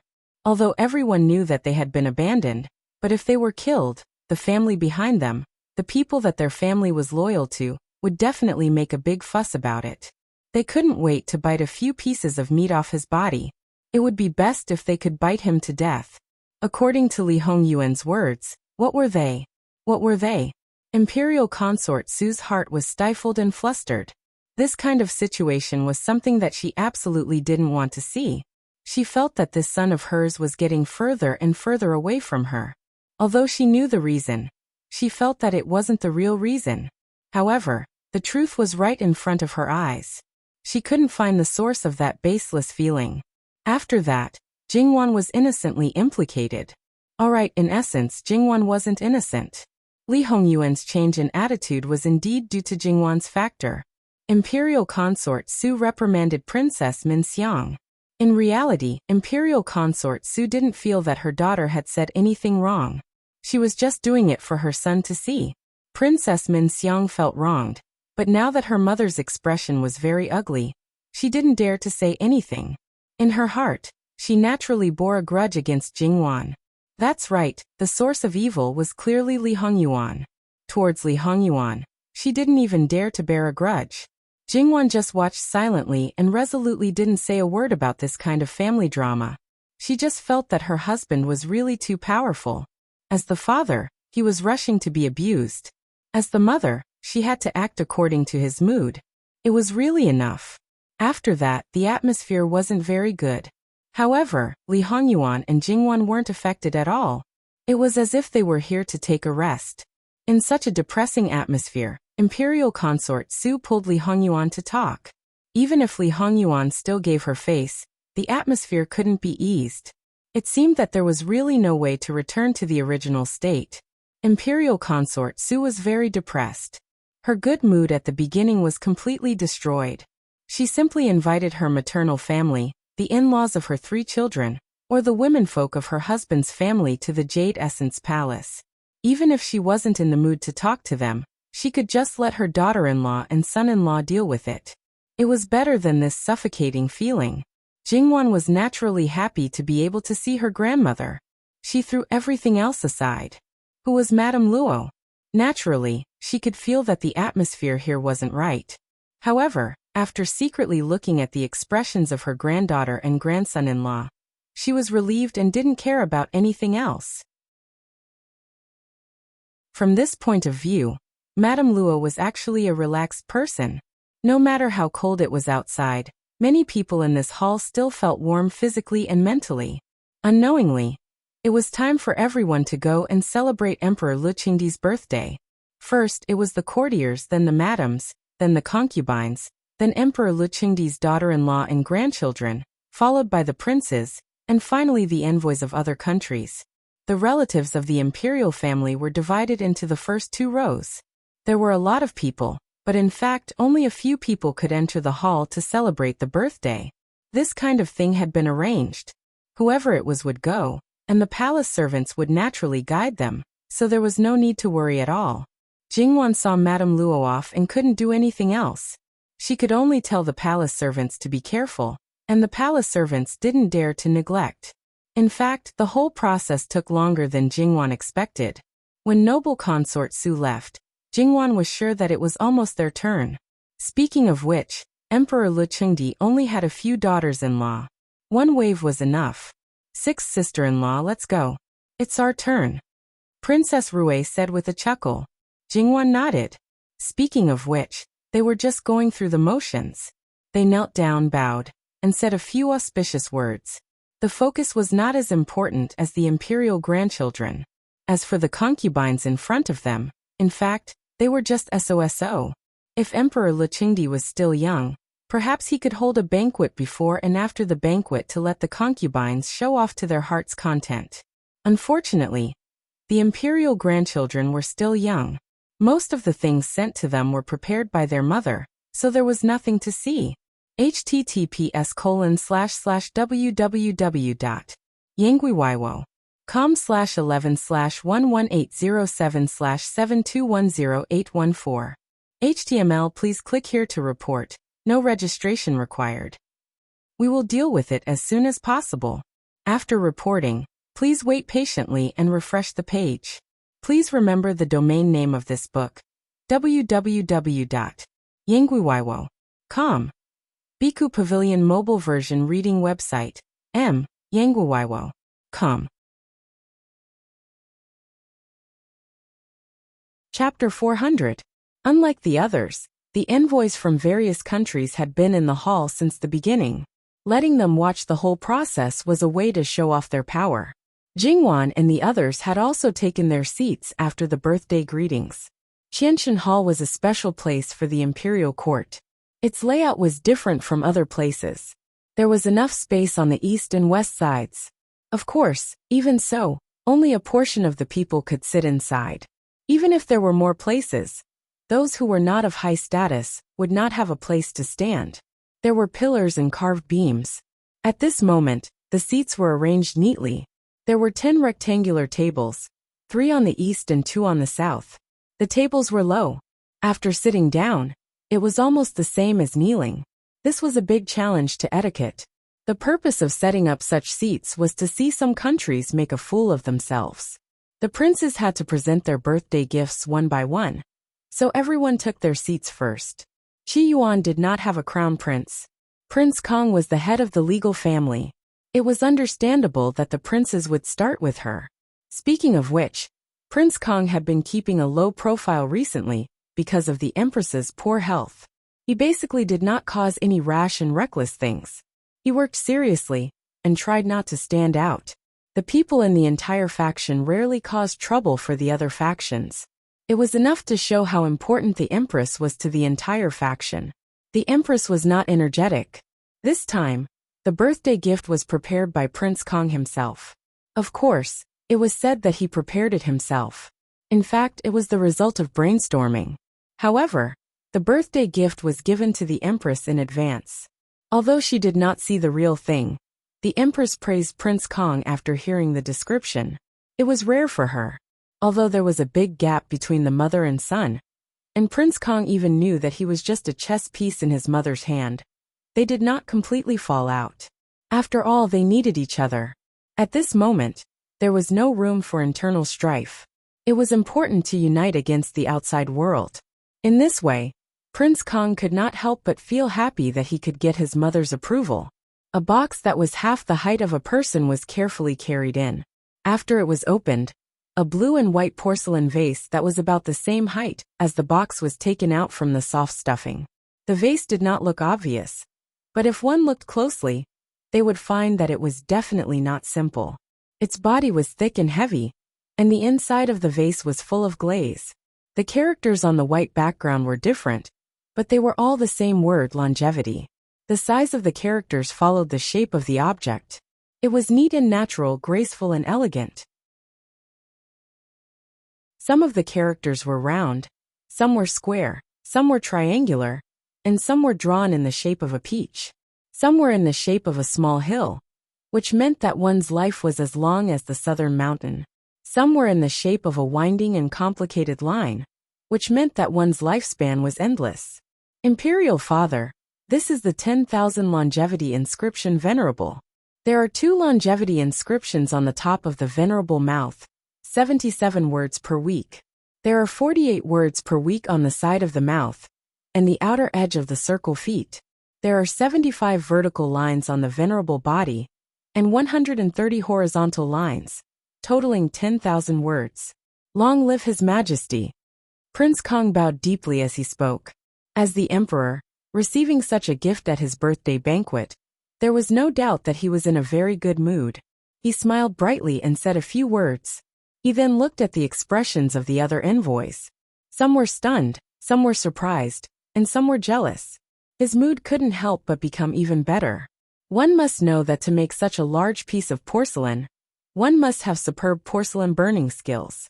Such a bright blue and white hair color must be painted with the best blue and white color. Moreover, to make such a complicated and colorful longevity character, one must have a profound knowledge of writing. Such an extraordinary overall plan showed his son's respect for him. No matter how one looked at it, it was very honorable. Qi Yuan's various silks and porcelain had always been the favorite of other countries. The only country that could match the craftsmanship of Qi Yuan was probably the former Wei. However, looking at the unpleasant expressions of the people from the former Wei, one could almost conclude that the craftsmanship of this piece of porcelain was perhaps not even the former Wei could produce. My son is very thoughtful. Quickly rise. Reward. Prince Kong stood up. Thank you, Imperial Father. The joy in his heart could hardly be concealed. During this period of time, he had been suppressed. When he saw some people jumping around in front of him, he could finally hold his head high. His gaze seemed to sweep across his brothers, with a hint of provocation in it. In fact, there were not many princes who looked normal, including their mother, who was also anxious and secretly resentful. He probably didn't expect Li Hongyi to give out such a meaningful treasure. In the past few years, Li Hongyi had always given out things that were stable. They weren't outstanding, but they wouldn't go wrong either. Why was he emptying his mind this year? Many people thought about it and realized the crux of the matter. In the Jiangnan incident, Prince Kong had suffered the heaviest loss. Later, the empress was seriously ill. Their faction seemed to have lost its backbone. Under such circumstances, they naturally had to think of a way to restore the emperor's heart. It was no wonder that such an ingenious object existed. Next was the third prince, Prince Rui Li Hongming. In contrast, he was very calm. It seemed that he didn't care about the longevity tattoo venerable, but also seemed to be very confident in his own thing. In this way, it was inevitable that some people would be embarrassed again. Li Hongyi took his seat, and Li Hongming stood up. Their eyes met in the air. One smiled calmly, and the other smiled proudly. In the blink of an eye, they fought back and forth a few times. Li Hongming saluted and clapped his hands. His birthday gift was also carried in. It was like a cage covered with red silk. Everyone was surprised. Looking at it, it should be a living thing. Li Hongming didn't keep people guessing. He directly lifted the red silk. Seeing the dongba inside, many people gasped. It was a white turtle as big as a millstone. Turtles had always been a symbol of longevity. Such a white turtle was even more rare, and was called an auspicious sign. It was no wonder that Prince Rui was so calm. Since the longevity tattoo venerable could produce one, there must be a second one. But this auspicious sign was different. It might not be seen in 1,000 years. I wish father a long life, Li Hongming said calmly. His bearing was more and more calm. This thing was better than Li Hongyi's. His words and actions were also better. Many ministers couldn't help but nod, secretly praising him. Good. Lu Qingdi's smile became more and more obvious. Reward. Although his words were few, his expression already explained everything. At this time, Li Hongyi's face also turned green. He clenched his fists and cursed Li Hongming in his heart. But he was also glad that he was first. The only one who felt strange was probably Jingwan. Sick turtle. The Gong Prince wasn't so lucky. Recently, because of Qin Shufei holding the Phoenix seal, he was very active. Now, with two people in front of him, his things were insignificant. https://www.bicken.com/11/11807/7210815. HTML chapter error. Click here to report, registration free. We will deal with it as soon as possible. After reporting, please wait patiently and refresh the page. Please remember the domain name of this book, www.bicken.com. Chapter 401. Prince Rui had already taken his seat. The Gong Prince waited for a while before getting up and standing in the middle of the field. However, the courtiers were still constantly congratulating Lu Qingdi, not giving him any face. What emperor's good fortune, Qi Yuan's prosperity, especially the people in Prince Rui's faction, it was simply a deluge of heavenly flowers. As if because of this white tortoise, Qi Yuan could stand for thousands of years without falling. Because he already knew that his birthday gift was inferior to the previous two, he didn't want to take it out. But his own will and being forced by others were two different things. That's right, in the Gong Prince's view, he was deliberately targeted. Each and every one of them wanted him to make a fool of himself. He was standing in the middle of the field, but these people were endlessly praising the previous person's gift. What difference was there between him and that clown? However, the Gong Prince thought of the current situation and held back, because he knew that at this time, showing an expression that he shouldn't be showing would be courting death. After all, Lu Qingdi was in a good mood. If he showed an expression, it would be absolutely disappointing. Therefore, he maintained a smile, maintained his poise, and wanted to see if these people could keep talking. To say that no one was a fool, if they went too far, Lu Qingdi wouldn't think that he was biased. It wouldn't benefit Prince Rui in the slightest, and it would make the other countries' envoys laugh at them. Therefore, some people gradually stopped before going too far. The Gong Prince glanced at them. If you have the guts, then keep talking, ah? The Gong Prince pretended to brush his robes, and then greeted Lu Qingdi. This time, I've been beaten by my 2 elder brothers, Imperial Father. Please don't dislike this subject's son. Lu Qingdi was in a good mood, with the Gong Prince's words as a foreshadowing, the following things, even if they were inferior, it wouldn't make Lu Qingdi unhappy. The 100 life embroidered screen was brought up. Although it was inferior to the previous 2, it was done with great care. And compared to the 10,000 life rune venerable, the font was more clear at a glance. So naturally there were more people who could appreciate it. And those who liked embroidery wouldn't necessarily feel that it was inferior to the 10,000 life rune venerable. For example, Jingwan was more inclined to this embroidered screen. Li Hongyuan reached out to hold Jingwan's hand and moved closer. Wanwan, don't worry. Jingwan was slightly surprised. She tilted her head to look at him and lowered her voice. Why does Wang Yi say this? Li Hongyuan also understood that he had probably misunderstood. Just now, I saw that your expression was strange. I thought that you were worried after seeing their birthday gift. Jingwan chuckled. It's not because of that. It's because of that turtle. She gently glanced to the side. Seeing that everyone's attention was on the 100 life embroidered screen, she continued. White turtles are actually a kind of whitening phenomenon of ordinary turtles. Their whole body is white. Only their eyes are bright red. And their neck is transparent, very much like a carved work of art. They are more afraid of light, and may have other diseases. It's hard to say what this turtle is like. Maybe it's just that it's white. Nothing else is affected. Because it's white, it's easy for natural enemies to find it and attack it. So it's more difficult for it to survive than normal individuals. Therefore, the number of white turtles should be more than what people know. This kind of turtle should be more difficult to raise than ordinary turtles. In the process of raising it, it's hard to say whether its color will change. And if there's too much light, then something like a sick turtle wasn't that serious. After all, this kind of whitening phenomenon wasn't rare in the animal world, such as white snakes, white rabbits, white mice, white monkeys, white foxes, white lions, white tigers, and so on. However, it was never said whether they were sick or not. Their genes were usually stable, and they didn't have any diseases. Because of their appearance, it was true that it was harder to survive without the protective color.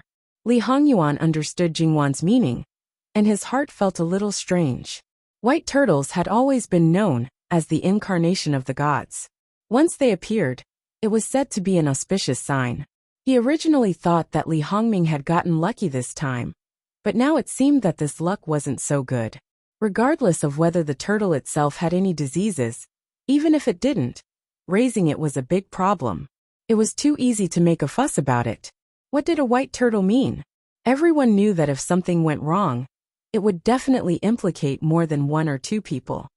When the situation is unstable, it's actually not wise to send a living thing. However, in my opinion, it's not wise to send a living thing at any time. If someone really wants to frame you, not to mention killing it, just making it look sick is enough to make people eat their heads off. Since it's a living thing, especially if it's offered as a birthday gift, it will inevitably be linked to the person who gave it away. Moreover, a white turtle is a living thing that is linked to the fate of the country. It's a good omen, but the accompanying risk is also considerable. Li Hongyuan nodded. So Wanwan's choice is very good. Your Highness, are you deliberately mocking me? Jingwan raised her eyebrows. She didn't put any thought into the choice at all. It was completely to save trouble. It was a joke from a TV series in her previous life. This husband is just telling the truth. No effort, no money. It can be done casually. How could it not be good? Although the birthday gifts that he had presented in the past, he had only casually picked one from the rewards. Where it came from, it would go back to where it came from. Perhaps it would end up in his hands in the end. In terms of carelessness, who could compare to him? But even so, every year at the birthday celebration, if others didn't have it, he would have it. At this time, The Gong Prince had already returned to his seat. Speaking of which, the 100 longevity embroidered screen was also a first-class thing. But he wasn't too lucky. However, he still received a reward from Lu Qingdi. As long as he received 3 in a row, he would basically get a share of the rest. What's more, there was an envoy from another country, so it was time to show off.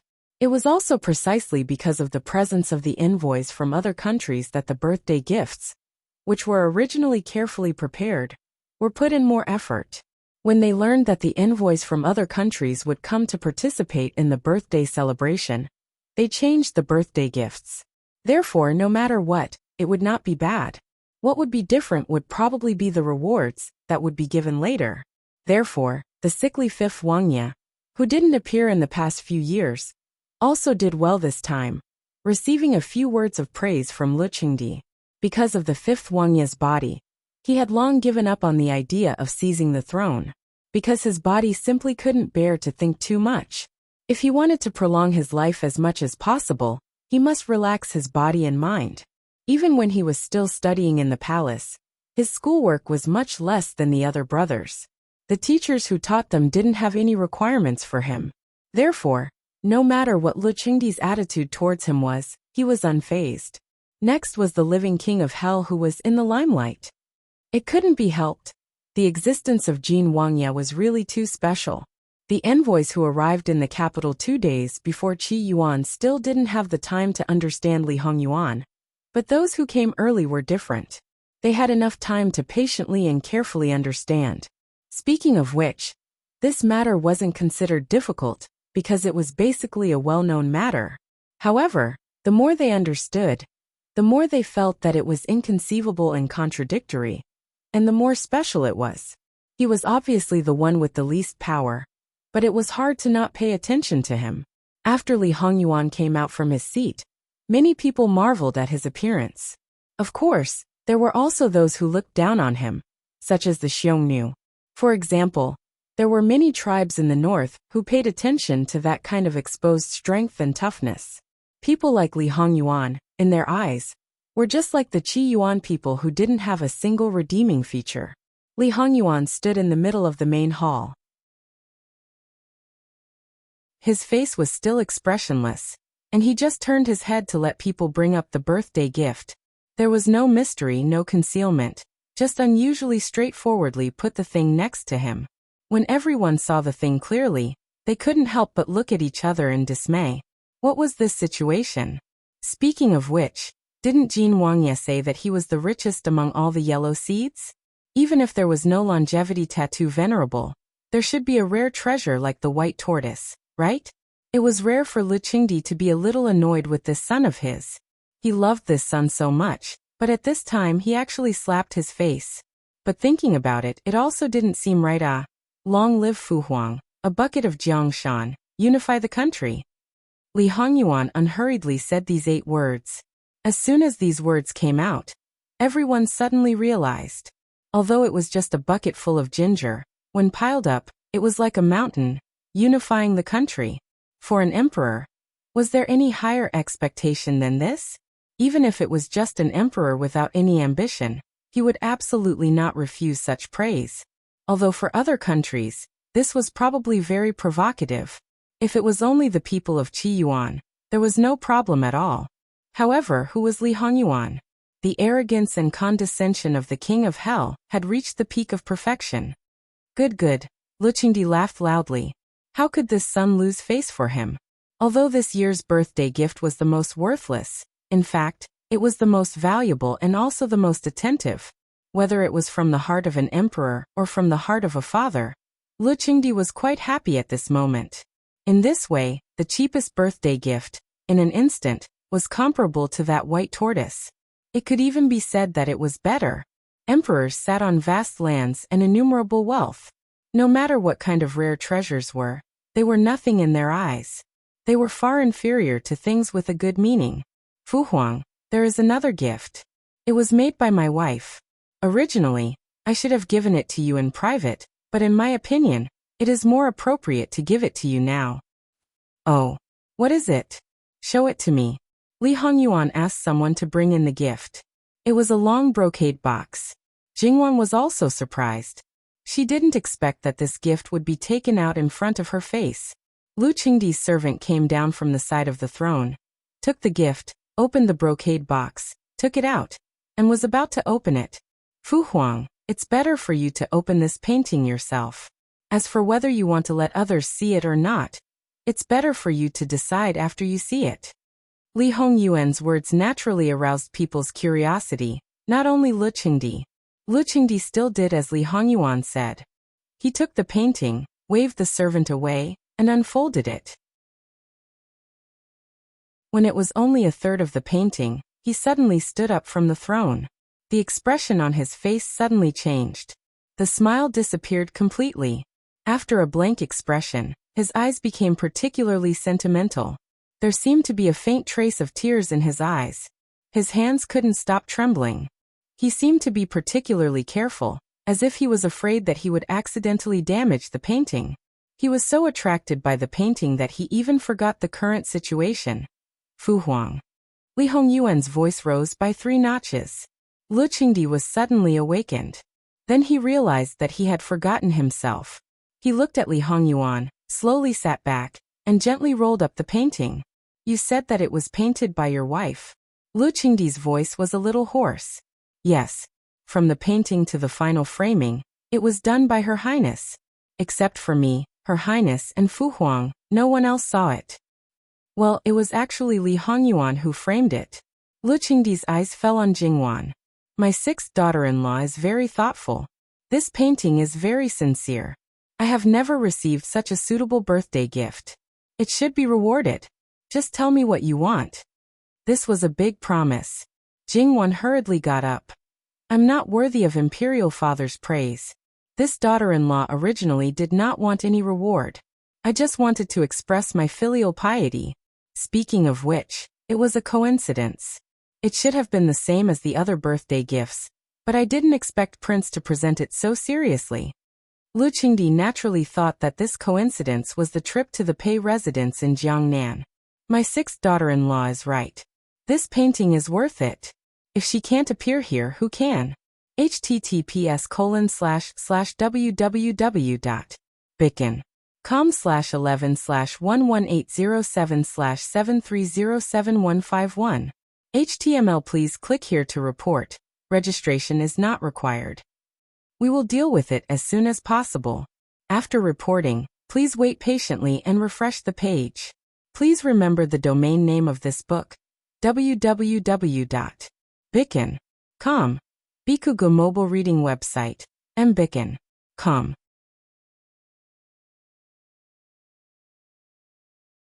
Chapter 402.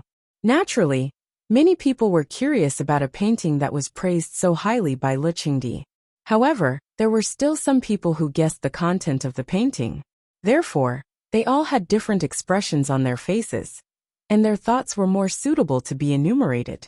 After all, Lu Qingdi's last sentence was enough to elicit a lot of things.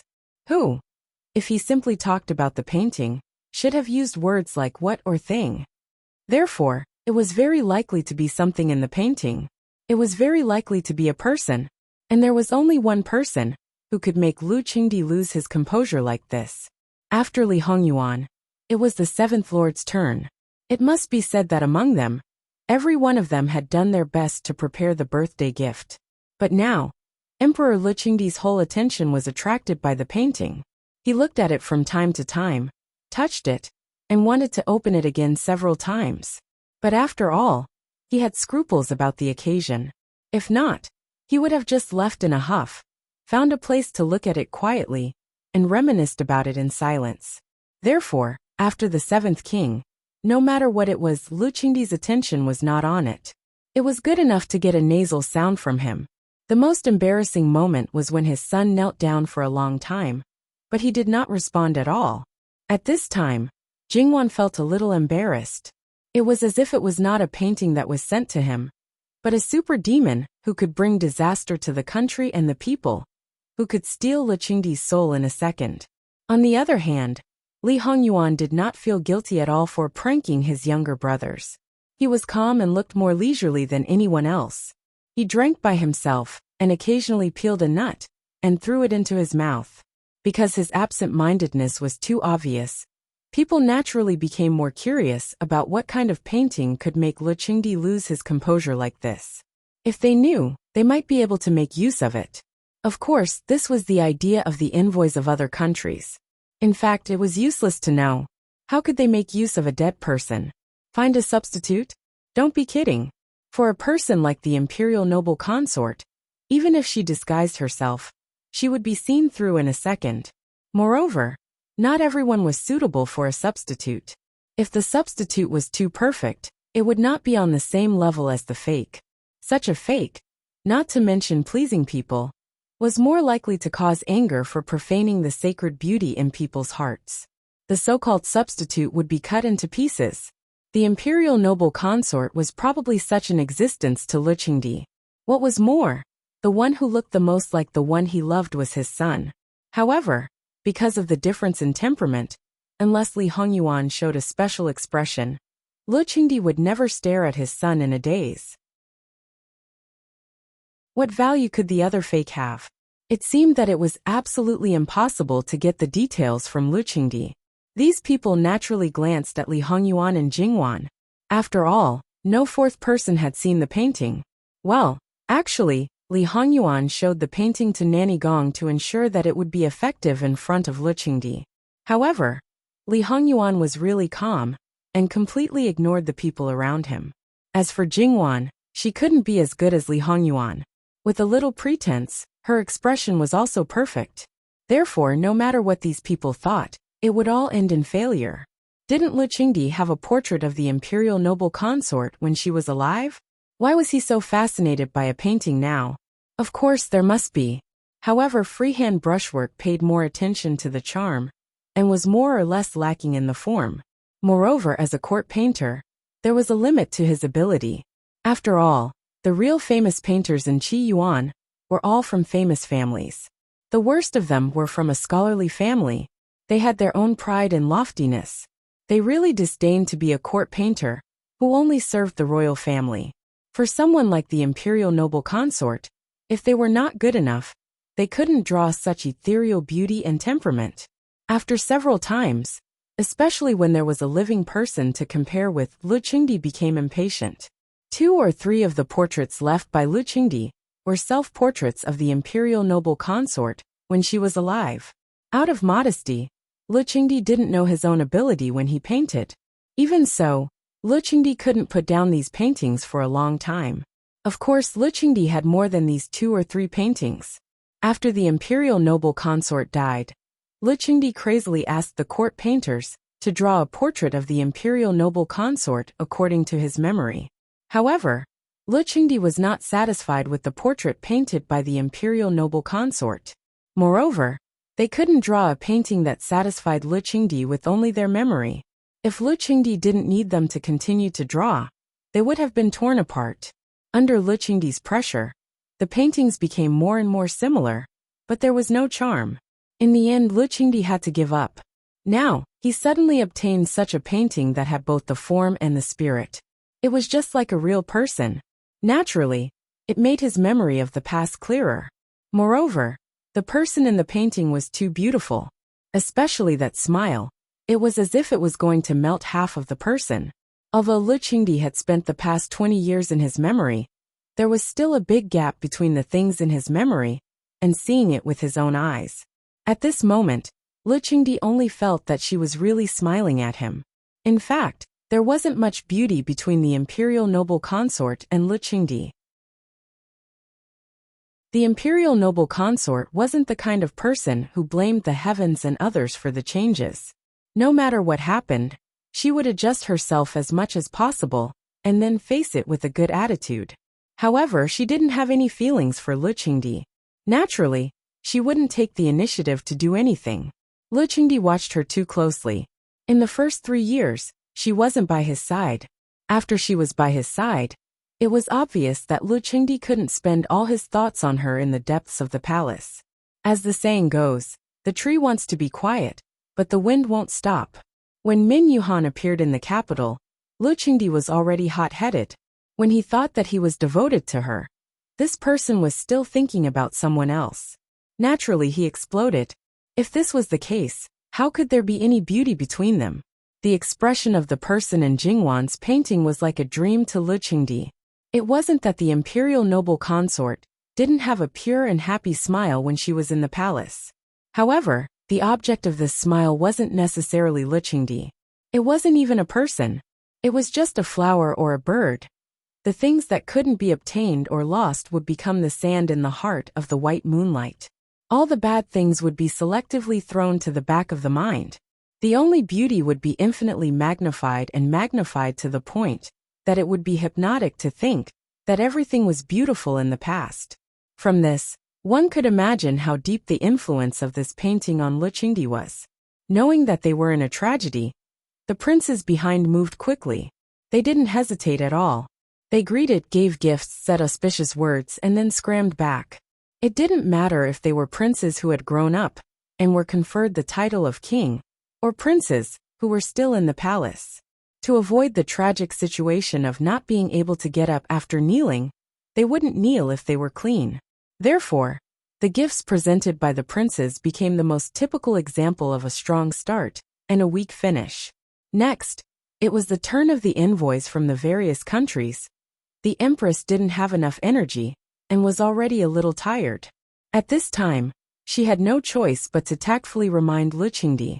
Princes, after all, were his sons. As their father, if he made them lose face, then so be it. However, the envoys of these countries were different. Even if it was a small country, he had to give them face. Qi Yuan was a country of etiquette. The Celestial Empire was a great country. As the emperor, there was no reason for him to do such a disrespectful thing. Lu Qingdi wasn't at that level. Although he didn't intend to put down the painting in his hand, he still looked at the envoys from the other countries from the beginning to the end. He was expressionless and didn't show any disrespect. Speaking of which, the gifts prepared by the envoys weren't very special. The big countries didn't need to curry favor with Qi Yuan and didn't want to bother at all. The small countries couldn't bring out anything that was enough to shock the people of Qi Yuan. Most of the gifts were local specialties of their own countries. Anyway, they were precious enough and wouldn't embarrass them. Some of the smaller countries even brought out things like gold, silver, and jewelry. The special gifts were a pair of little white tigers and a piece of white tiger skin. They came from two small countries respectively. It was quite a coincidence. Jingwan was extremely attracted by the cuteness of the two little white tigers. Well, Jingwan was actually a cute lover. Li Hongyuan didn't know what being polite meant. If his wife liked it, he directly asked for it. He didn't have any reservations at all. Naturally, Lu Qingdi waved his hand and allowed it. https://www.viken.com/11/11807/7393987. HTML. Please click here to report an error. Registration is not required. We will deal with it as soon as possible. After reporting, please wait patiently and refresh the page. Please remember the domain name of this book: www.viken.com.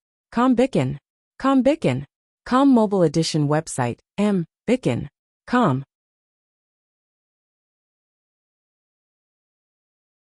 Chapter 403. At this time, Jingwan realized a problem. During the welcoming banquet for the former Wei and Chang kingdoms, those singers and dancers were still dressed as lightly as they were in summer. She reckoned that they were not any better now. However, one should not forget that it was still snowing outside. Although it was not as heavy as last night's, one could imagine how cold the weather was. She felt that even wearing one less layer of clothing was unbearable. As for them, because there were so many women present, they definitely did not wear more than 3 layers of clothing. Most of them were still a layer of thin fabric or a layer of light muslin. There was no need to think about cotton-padded clothes. If they wore such thick clothes, how could they dance well? How could they show off their enchanting figures? However, she could only think about it. She could not reach into the palace. At this time, an envoy from a small country to the west of Qi Yuan stood up and expressed to Lu Qingdi that they had brought a few women from their country. They were good at singing and dancing. They wanted Lu Qingdi to appreciate the charm of their foreign women. It was obvious at a glance what his motive was. Everyone was clear about it. However, not many people were angry. At most, the young concubines in the imperial harem were angry. The others were purely amused and wanted to see a joke. Countries like the former Wei, Southern Qi and Western Xiongnu were even more disdainful. The people of Western Xiongnu showed their disdain on their faces. There were also people from Songjin. Their envoy group this time was mainly made up of women. They were even more disgusted by the use of women to curry favor with big countries. However, it had nothing to do with them, so they could not say anything. Lu Qingdi, on the other hand, looked a little normal. In fact, he was still distracted. He did not even think about the intentions of the small country. He agreed without much thought. Then the 5 women walked in. However, the moment they saw them, they more or less opened their eyes. They all muttered about how immoral they were. Jingwan's first reaction was to feel cold. Her palm-sized skirt was tied in front of her chest. There was a deep cleavage at the top. The cloth looked like it would burst at any moment. The muslin skirt below was below her navel, hanging on both sides of her hips. There were bells on her wrists and ankles. There was also a small waist drum at the side of her waist. There was a long veil at the back of her head that trailed to the ground. This outfit was more provocative and eye-catching than the most explicit performance Jingwan and the others had seen in Jiangnan. At the same time, orchestral music came from an unseen position belonging to the musicians. Compared to the tunes they were used to, this tune could be considered explosive. A few dancers stepped to the rhythm and beat the waist drum. Their movements were abnormally hot and seductive. Although they considered themselves cultured, they could not take their eyes off this time. People like the Xiongnu, who were not so calculative when it came to matters between men and women, did not hide the desire in their eyes. It was a scene of ugliness. When the envoy of the small country saw this scene, he felt proud. So what if they were big countries? They were all the same. However, when he looked up at Emperor Lu Qingdi, his pride dissipated a lot. It was obvious that he did not care about it at all. The Emperor of Qi Yuan had such strong self-control? So, all the coquettish glances were thrown to a blind man? It could only be said that some people were unlucky to be disturbed by the King of Hell. Jingwan was appreciating it in a more normal way. Well, if some of the more deliberate movements were removed, it was actually not bad. What do you think, Your Highness? Jingwan chuckled softly. The princess is more serious than me. Li Hongyuan's tone was a little cold. Jingwan's smile became more obvious. Although someone liked to get jealous easily, Jingwan felt that he was quite cute sometimes. So in fact, she also had masochistic tendencies. Well, she should restrain herself. She should not annoy him, otherwise, she would be the one suffering. Li Hongyuan's expression was a little dangerous, but he did not say anything. Jingwan was puzzled, but Emperor Lu Qingdi's eunuch came to her side. Your Highness, the Emperor wants to talk to you. Since Emperor Lu Qingdi wanted to see her, Jingwan quickly got up and went over. She stood 3 steps away from the throne. But Emperor Lu Qingdi felt that it was not enough. He waved his hand, and Jingwan was only 1 step away from him. 6th daughter-in-law. Did you see Wanwan's portrait in the Pei family? Jingwan hesitated for a moment. Father, in fact, no. Just by hearing some things, he wanted to do something. Many people said that His Highness looked like the imperial noble consort. So this daughter-in-law boldly asked His Highness to wear women's clothing. Originally, he was very unwilling, but because he wanted to give it to imperial father, and His Highness also wanted to see what the imperial noble consort looked like, this daughter-in-law compared it to His Highness. In the process of painting, this daughter-in-law weakened some parts, and turned it into this painting. Jingwan said, slightly embarrassed. Emperor Lu Qingdi could not believe it, and was even a little stunned. Really, he looked at Li Hongyuan a little differently. This was a different kind of colorful clothes to entertain the relatives. Yes, there are some things that His Highness just doesn't say. She should earn some favor for her husband. Emperor Lu Qingdi sighed. I know that although Yuan is a little scoundrel, he is actually a good child. Jingwan smiled. Father, how much does His Highness look like the imperial noble consort? In the painting, that is her. You painted very well. I like it very much. It's good that father likes it. Speaking of which, His Majesty the Emperor of the Qi Yuan. The envoy of the West Han tribe suddenly stood up. He was a standard burly man, wearing a leather jacket and a leather hat. In the eyes of the people of the former way of the Qi Yuan, he was a real barbarian. Of course, in their eyes, the people of the Qi Yuan had thin arms and legs and were good-looking but useless. This was just the evaluation of these people who lived like princes. They admired the Qi Yuan soldiers who guarded the border cities. Of course, this kind of feeling was hidden in their hearts. On the surface, there was only contempt and deep resentment.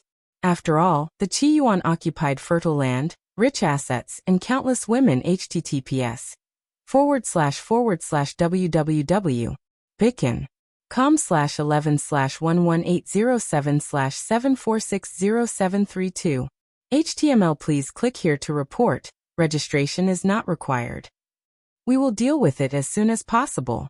After reporting, please wait patiently and refresh the page. Please remember the domain name of this book: www.bicken.com. Bicken.com Mobile Edition.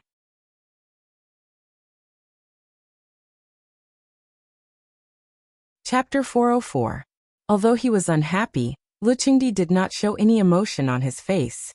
However, his expressionless face made him look more dignified. Jingwan sighed in her heart. After all, he had been the emperor for 20 to 30 years. No matter how bad he was, he still had a lot of things that he should have. Among his sons, although there were quite a few who were strong, they could only use their sharp claws and teeth in front of him, including Li Hongyuan. Before they were prepared, they would not easily make a move. "Father, your daughter-in-law will return to her seat first," said Jingwan. "No rush." He tilted his head. "Bring a small stool over." After giving his orders, he looked at Jingwan with a warm smile. "Sit next to me. I have something to ask you." Since he had spoken, Jingwan could only sit down obediently. This seat was very eye-catching. However, it was only a small stool, similar to an embroidered stool. Sitting next to Lu Qingdi's feet was the same as a junior sitting next to an elder. It did not matter. Instead, it gave her weight. If she could gain Lu Qingdi's favor, no matter how unreasonable she was, even imperial concubine Su would have to think twice before doing anything to her. Perhaps this was the reason why her husband had presented the portrait on the spot. The foreign beauty's dance had already ended. The beauty was enchanting, her dance style fiery. However, apart from making some unrelated people's blood boil a bit, the main character's heart didn't even stir up a single ripple, only suffering a bit of coldness for nothing. TSK, she really was quite pitiful. It seemed that the imperial concubine was without a doubt Lu Qingdi's true love. Only then did Lu Qingdi look at the envoy of the West Xiongnu. He did not say anything, but his meaning was clear. Speaking of which, other than the former way, the Qi Yuan's mortal enemy, the Western Xiongnu and Southern Qi were also real enemies. Their borders had never been truly peaceful. Southern Qi was a bit better, but the Western Xiongnu were lacking in resources and drank the blood of Maoru. They were all martial people and were naturally warlike. No matter how one looked at it, it was impossible for them to remain indifferent in the face of a fat piece of meat like the Qi Yuan. The West Xiongnu and North Xiongnu were originally from the same family. However, the two brothers had a falling out, and not only did they split up, but they also became mortal enemies. It was so serious that they had to pacify their internal affairs before resisting foreign aggression. Comparatively speaking, the North Xiongnu was weaker. It was only 30 years ago that they proposed to marry the princess of Qi Yuan as a way to establish diplomatic relations. With the marriage of Princess Heong, they originally wanted to borrow the power of Qi Yuan to get rid of the West Xiongnu. However, in the end, Princess Heong killed the king of the North Xiongnu. The North Xiongnu was crippled by Qi Yuan, and it would be difficult for them to recover for decades. However, Jingwan believed that the West Xiongnu must have contributed to this as well. It was just that Qi Yuan would not record this down in history. There were many reasons why Qi Yuan did not directly invade and take over the North Xiongnu's territory. Apart from the huge difference in cultural heritage between the two countries, it was too difficult to subdue the North Xiongnu. Another reason was the terrain. If the North Xiongnu were to be included in Qi Yuan's territory, it would be a little like a gourd. The North Xiongnu would be at the smaller end of the gourd. Although there were not many places that bordered Qi Yuan, they were surrounded. Furthermore, the West Xiongnu would definitely take care of things.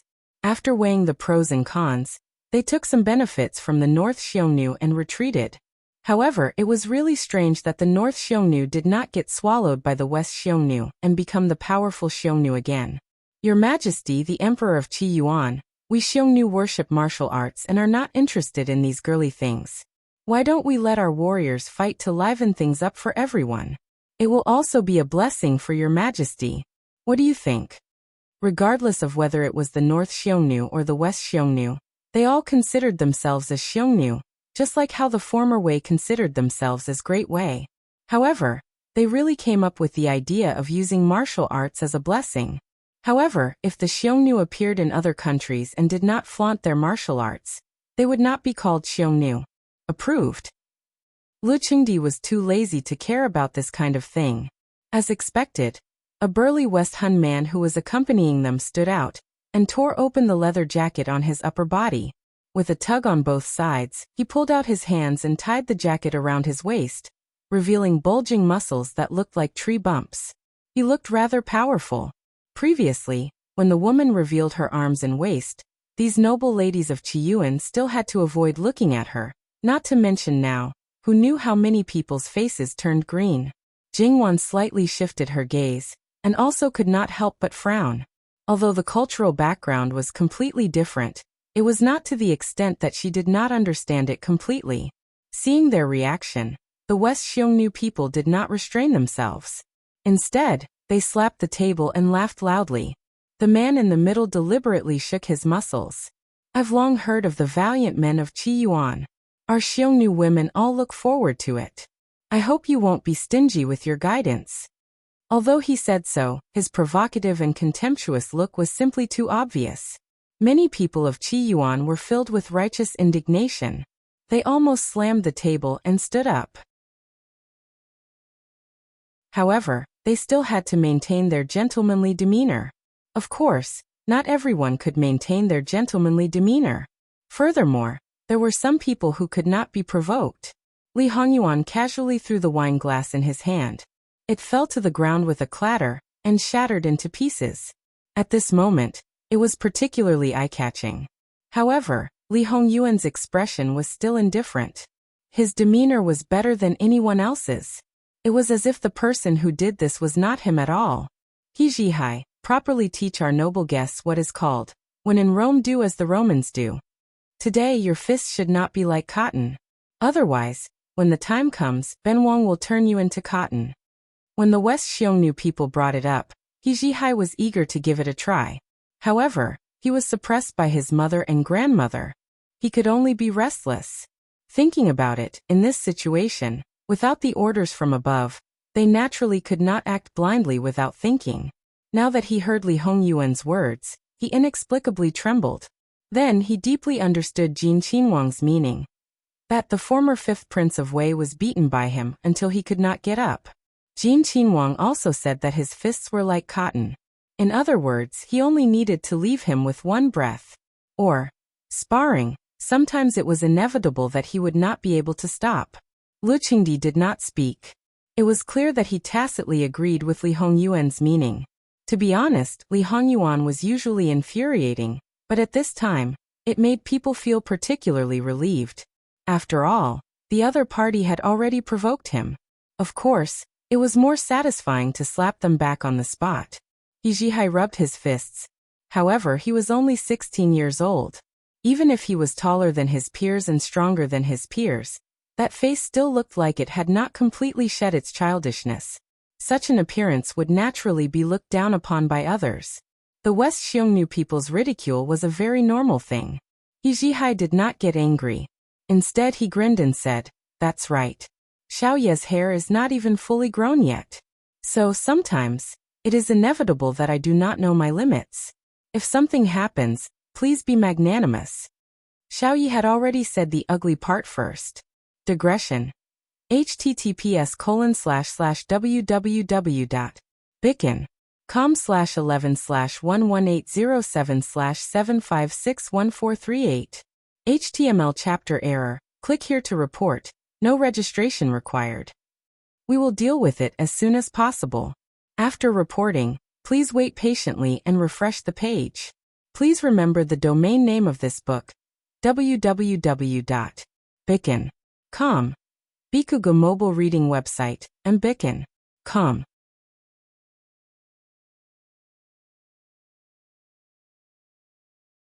Chapter 405. Mother. Why do I feel that this bastard has grown a brain after following Jean Qinhuang for a period of time? Old madam, he muttered. Old madam, he didn't say anything. If all her guesses were correct, then Jean Qinhuang was definitely not ordinary. If he really wanted to teach that stupid grandson of hers who only knows how to fight, then obviously he wouldn't just teach him how to use his brain to fight. Old madam, he started to look forward to her stupid grandson's future. Clearly, the other party was infuriated by He Zhihai's mischievous attitude. Originally, he already felt that a little kid was a great insult to him. Now that he spoke so arrogantly, if he didn't teach him a lesson, wouldn't others look down on the Xiongnu people? We Xiongnu people have been practicing martial arts since we were young. At the age of 10, we are all warriors. I don't know about your Qiyuan people, but don't you think I will treat you like how I treat the Xiongnu warriors, and not show mercy? That's exactly what I was looking for. If you were merciful, then it would seem that this young master is bullying you. The fight was on the verge of breaking out. Both of them had used their full strength, so how could they show mercy? Both of them didn't have this thought. That Xiongnu person was still as fierce as before, but He Zhihai's change was more obvious. He restrained his smile and showed fearlessness, valiance, and even madness. It was as if he was facing the strongest opponent. He didn't treat his own people the same way. Subconsciously, he would restrain himself. Now this was an enemy, and the kind that didn't care if he was beaten to death. In just 3 moves, that Xiongnu man felt an absolute pressure. His heart shivered. Qiyuan had actually produced such a monster. If he didn't deal with it carefully, perhaps he would fail miserably. Just as he was thinking, He Zhihai's left fist suddenly landed on his body. From the right to the left, the back of the fist smashed onto his left cheek. His face was deformed, and his body was deflected due to He Zhihai's strength. Not only that, He Zhihai's fist seemed to have landed on his heart at the same time. That Xiongnu person stabilized his body with great difficulty, and didn't fall to the ground. However, he only got back a little bit of his face. The corner of his mouth overflowed with blood, and the teeth in his mouth were knocked out. However, he didn't dare to spit them out. Thus, he put on a show of swallowing the blood and teeth. Not only that, but his chest as well. Although his heart wasn't injured, there was definitely something wrong with his ribs. Even breathing was painful. His spiritual C did not continue to attack, but his posture seemed relaxed. He was in a state of battle readiness, ready to attack or defend. He grinned. You're still distracted when you're fighting with this young master? He whistled lightly. You really have guts. Without another word, he lunged forward again. Without any misgivings, the bigger and fiercer the more he fought, the fiercer he became. Moreover, he was only facing one enemy now, not a group. It was also not someone like Jean Qinhuang, who had a way to suppress him. Naturally, he didn't need to use his brain to fight. However, Jean Qinhuang's recent training for him was very harsh, but he still preferred this kind of most direct fighting style. When little gangster he went all out. There weren't many people who could stop him. No matter how tenacious you were, you still fell down in the end. Furthermore, you weren't able to stand up immediately, and staggered a few times. His spiritual C's feet slightly rolled, shaking his fist. Kneel down and admit defeat. Then this young master will let you go. How about it? Under normal circumstances, after fighting to this extent, one should know that they were absolutely not an opponent. Admitting defeat was nothing. But after his spiritual C said this, the nature was completely different. Even if they didn't want to fight, they had to continue. His spiritual C was goading them. It could also be considered an open conspiracy. If they didn't want to be humiliated, then they would stand. The result of continuing to fight was naturally blood splattering everywhere. Every time they were beaten down, The words "kneel down and admit defeat" would jump out from He Spiritual C's mouth. And the other party persisted. Every time they got up, they would fall down again at an even faster speed. He Spiritual C would also shake his head and click his tongue from time to time. It's just admitting defeat, why bother? For someone like you who stubbornly refuses to admit defeat, that's not called having a backbone, but purely having a problem with your brain. He Spiritual C scratched his head. This young master fought for half a day. It shouldn't be that I'm really fighting with someone with a problem, right? The living king of hell had always been infuriating. Little gangster, he was not to be outdone. Internally, he would definitely make people fume with anger. But to outsiders, especially those West Hun people, each and every one of them gnashed their teeth and looked as if they couldn't wait to eat someone. TSK, this psychological side was simply too satisfying. However, this kind of cruel and bloody scene, there were still some people who didn't dare to look. In the end, that West Hun person couldn't get up anymore. He struggled on the ground. If He Spiritual C continued to attack, this person would most likely lose his life. The manager of the West Hun people stood up with a whoosh. But before he could open his mouth, He Spiritual C kicked the person on the ground out, landing right next to the West Hun people's seats. He Spiritual C clenched his fists. How boring. Although this young master likes to bully people, I won't go so far as to bully someone who can't fight back. However, this warm-up isn't enough. Who's next? Hurry up, come up. Did the West Hun people still dare to go up? The manager glanced at the person beside him. That person shook his head slightly. Clearly, after the battle just now, he was very clear that he was no match for this Chi Yuan brat. If he went up, he might end up in the same situation. He was a well-known figure in the West Hun people. If he fell here, looking at the half-dead person on the ground, even if he could survive, he would definitely be crippled. What would happen to a crippled person when he returned to the West Hun people? Just thinking about it made him shudder. Therefore, he definitely couldn't go up. The manager's face darkened as he forced a stiff smile at Lu Qingdi. Your Majesty, Chi Yuan is full of talents. This person must be the #1 warrior of Chi Yuan. Really? He Spiritual C sneered. Don't put this young master on a pedestal. #1 warrior? This young master is just an insignificant pawn.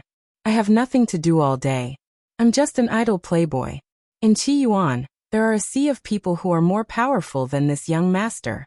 Didn't you hear our prince say that this young master's fists are made of cotton? In short, do you still want to fight or not? Speaking of which, He Spiritual C shouldn't have casually responded. However, Lu Qingdi wouldn't care about this kind of slap to the face of the enemy country. The West Hun people looked at He Spiritual C sinisterly. However, this kind of gaze had no effect on He Spiritual C at all. https://www.bicken.com/11/11807/7609760. HTML. Please click here to report an error. Registration is not required. We will deal with it as soon as possible. After reporting, please wait patiently and refresh the page. Please remember the domain name of this book: www.bicken.com. Biku Pavilion mobile reading website, and bicken.com.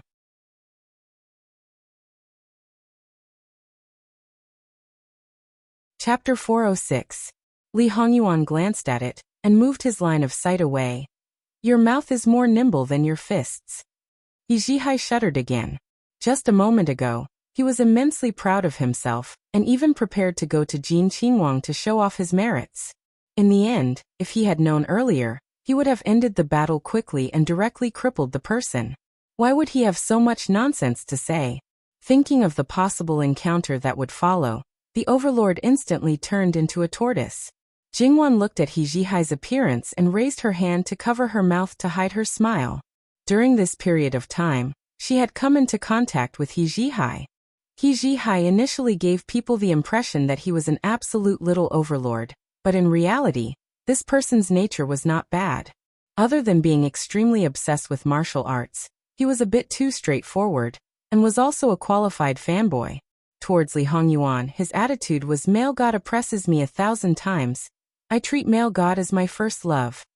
No matter how miserably he was beaten up by Li Hongyuan, he would be revived on the spot in seconds. His own people had cleaned up the person who provoked him, but he couldn't be too smug. Lu Qingdi had people invite the imperial physician. Let's not talk about other things, whether this person was dead or alive, the skill of face still had to be done. Is there anyone else who wants to exchange pointers no matter which country? He paused. Don't overdo it. Needless to say, there really were people who continued to go on stage, and then directly chose their opponent. This kind of situation generally happened between two countries that had enmity with each other. Probably because He Zhihai was too fierce, the other countries didn't find fault with Qi Yuan. In addition, Lu Qingdi had arranged for people to watch. In case a certain two people got angry, it would be easy to pull apart. In this kind of situation, after all, it wasn't the first time that Li Hongyuan and He Zhihai fought. Moreover, they didn't use weapons, so it was more than enough to pull apart. Without Qi Yuan's matter, Lu Qingdi unrolled a few scrolls of painting and turned to speak to Jingwan. Zhen has never seen this painting technique before. Where did Lao Luer learn it? It wasn't strange that Lu Qingdi didn't know about the fine brushwork technique. Unless it was a member of the imperial family who was proficient in painting, otherwise, who would run to him for no reason to say this? Jingwan chuckled. To tell imperial father the truth, this painting style was created by my elder brother. It was only last year that the style gradually matured. It would be a lie if Lu Qingdi said that he was not surprised. Then he sighed. Minister Luo is an outstanding and upright person. The Luo family is also a first-class family. It seems that the descendants of the Luo family are all excellent. You are all good children. Jingwan smiled but didn't say anything. It wasn't easy to answer, but Lu Qingdi didn't want Jingwan to say anything. Later, Lu Qingdi asked about their trip to Jiangnan to the main house of the Pei family. No wonder he brought it up after such a long time. The main reason was that he was asking for trouble by asking his son about it. As for Yu Zhongqing, he explained it in detail. However, he was a man and not the person involved. There must be a difference between the two. If they were to talk about this matter, they had already prepared a confession long ago. Jingwan was very clear about what could be said and what could not be said. There would not be any mistakes. After all, she was a woman. Jingwan spoke in more detail. Moreover, her speaking skills were incomparable to Yu Zhongqing's. She also talked a lot about the imperial noble consort before her marriage. Although she learned most of it from clan head Pei, it was all good things. Lu Qingdi naturally liked to hear it. In the past, the imperial noble consort was a taboo in front of Lu Qingdi. However, ever since Li Hongyuan beautified their relationship, Lu Qingdi seemed to have forgotten some of the things he did in the past. He couldn't wait to let the world know how good his relationship with the imperial noble consort was. Jingwan also used Li Hongyuan's name to inquire about the imperial noble consort from Lu Qingdi after she entered the palace. The two of them could be said to be happy and harmonious. At this moment, Lu Qingdi smiled again. Moreover, it was a very amiable smile. Ignoring the dragon robe, he looked like an old man who had lived the rest of his life comfortably. Moreover, he was the kind that his children and grandchildren liked to revolve around. Jingwan saw this and really didn't know how to describe her heart. The fight below was very lively. Jingwan and Lu Qingdi had become their own world. Unsurprisingly, there were far more people watching them than watching the martial arts competition. Many people were envious of Jingwan. Among them, no one had ever been so close to Lu Qingdi. Even Lu Qingdi's favorite princess didn't have such an honor. Everyone knew how much benefits a person could get from Lu Qingdi's favor. Therefore, they must be jealous and cursed in all kinds of ways. However, no matter what, they didn't dare to show it on the surface. Moreover, from today on, Jingwan would definitely be the second favorite in Lu Qingdi's heart. It was even possible for her to become the first favorite. Firstly, she was a woman and also a daughter-in-law. Naturally, she wouldn't talk back to Lu Qingdi like Li Hongyuan, and could talk to him nicely. Secondly, she was the only one who could draw the portrait of the imperial noble consort in Lu Qingdi's heart. With the first one, there could be a second one and a third one. It was as if she had grasped Lu Qingdi's lifeline. Li Hongyuan had to stand aside. Therefore, it was just a matter of time before Jingwan could do whatever she wanted in the capital city. In the same hall, two worlds went their separate ways just like that. Before the banquet, Lu Qingdi stayed for an hour. Naturally, he couldn't wait to leave. At this moment, he urgently needed to be alone with his imperial noble consort. Jingwan returned to Li Hongyuan's side. The two didn't say anything. They just exchanged a tacit glance. After an hour, some personal problems were solved. They returned to Thousand Years Hall. Because they had made arrangements early, there naturally wouldn't be any problems at this time. Rows of palace maids, who looked like spring onions, brought in all kinds of exquisite dishes. However, in the middle of winter, these things only looked good. It was cold and chilly. How many people would take the initiative to reach out their chopsticks? At least half of the dishes on the table had to be removed the same way they were served. However, the dishes on the table today were different. There were 4 main dishes that were placed on a special small stove. There was smokeless charcoal in the stove. It was burning below. Steam rose from the top, and the fragrance assailed the nose. Those who originally didn't have an appetite felt a little hungry now. Many people felt that the imperial kitchen had produced a smart person this year. Why didn't they think of this earlier? In the past few years, they were all cold. They were basically always hungry and cold. Lu Qingdi came late. His mental state was a little contradictory. He seemed a little dejected, but also a little excited. The banquet began. Everyone drank together. This meal wasn't bad. It was just that the drinking competition was a little fierce. Lu Qingdi didn't refuse anyone. In the end, he naturally drank until he was high. https://www.bicken.com/11/11807/772796. HTML. We will deal with it as soon as possible. After reporting, please wait patiently and refresh the page. Please remember the domain name of this book. www.bicken.com. Bicken.com mobile version reading website, Bicken.com.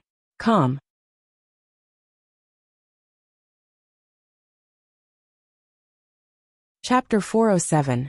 The Empress let 2 palace attendants support Lu Qingdi as he left. According to the usual situation, there was still some time before the banquet ended. Moreover, without Lu Qingdi sitting, the people below actually drank even more happily. So no one would care about whether Lu Qingdi stayed or left. After Lu Qingdi left, the Empress also got up and left. After sitting for so long, her whole body felt uncomfortable. If she did not go back and rest, she estimated that she would not be able to hold on. She could not attend, but she could not. Because her illness had already affected their faction. If she did not show up and let people know that she was not bad, she estimated that this effect would expand. In fact, at this time, whether it was the Empress or the entire faction, they had already realized that the position that the Empress occupied was too heavy. This was originally the result that the Empress wanted. But there was a big premise. The Empress had to be healthy. This time, her sudden illness undoubtedly gave them a head-on blow. The Empress's age was about the same as Lu Qingdi, but because she took good care of herself, she had always been relatively healthy. She did not think of this at all, but now, if you worked so hard and died before you achieved your goal, that kind of feeling was not worth mentioning. However, at this time, even if the Empress wanted to adjust and weaken her own existence, it was already too late. Therefore, she could only hold on. After the Empress left, Qin Shufei also left. Even before this, she was indifferent to the various toasts from the women with official titles. Because she was temporarily in charge of the Phoenix Seal, and the Empress's health had not recovered, her status naturally rose. There were many who wanted to curry favor with her, but unfortunately, Qin Shufei did not accept them at all. At Jingwan's table, there were only 2 people, her and Li Hongyuan. Only the princes who had not been bestowed the title of prince would share a table. As for the other adults, each person occupied a table. 10 people to a table. 1 Wangya, 1 Wangfei, plus the 2 Wangfei, there were still 6 seats left. As of now, no family had 6 children. However, it seemed that Jin Qinwang's table was the most idle. The other tables, no matter how you looked at it, it was a bit deserted. Naturally, It was very irksome in all aspects. However, Jingwan was now thick-skinned and big-hearted. She ignored him, not to mention Li Hongyuan. Jingwan retracted her gaze and looked at Li Hongyuan. With just one look, Li Hongyuan already knew what she was going to do. Li Hongyuan unhurriedly reached out his chopsticks to pick up a certain dish and put it into his mouth. Their table was cold and cheerless. Even if someone came to toast, they would also hurriedly leave after a toast. No one would linger to exchange greetings. Firstly, Jin Qinhuang did not have that value. Secondly, the reputation of the living king of hell was too great. Whether he was happy or angry was not something that could be said for fun. Jingwan also continued to eat. Although it had been quite a long time, she ate a little occasionally. Her stomach was really empty. This method was sent into the palace by the prince? What else? If it's all cold dishes, Princess Consort will have to starve for the whole day. Li Hongyuan said matter-of-factly. He did not hide that he was doing this for his wife. Fortunately, Li Hongyuan and Jingwan's voices were not loud. Otherwise, Jingwan would become the target of public criticism. Ben Wang is going to change clothes. Li Hongyuan flicked his sleeves and got up, leaving Qianshan Hall. As the #1 attendant, Mu Gonggong naturally followed. At this time, there were many people going in and out. Li Hongyuan swaggered out, so it was not strange. Jingwan quietly ate at this time.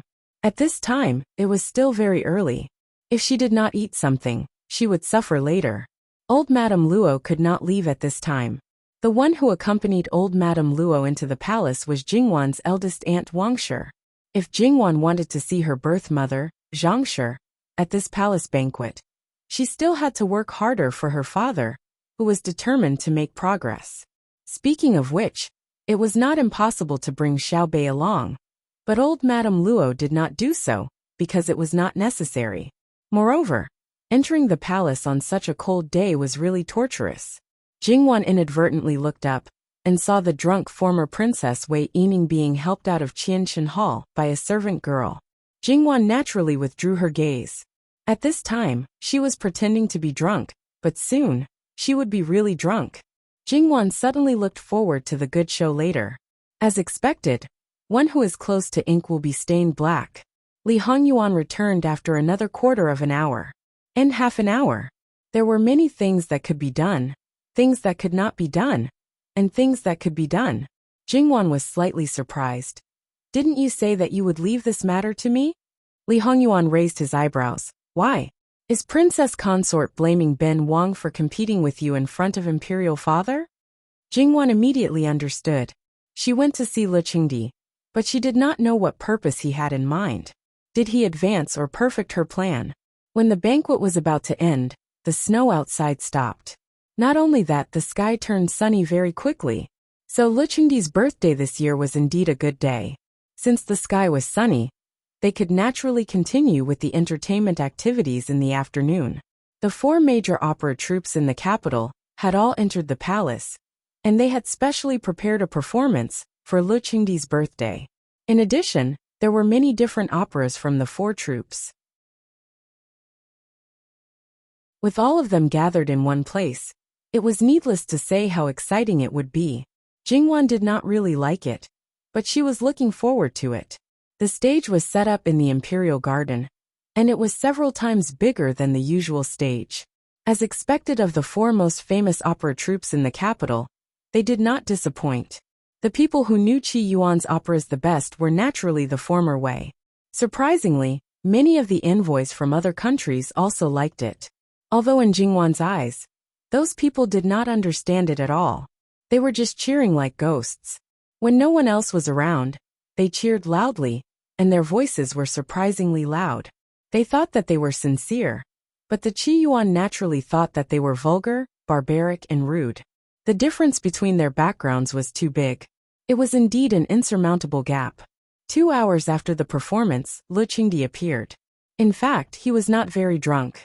Of course, even if he was drunk, it was still not clean for a man and a woman to lie together naked. Moreover, Jingwan noticed that there was an unusual mark on Le Qingdi's neck.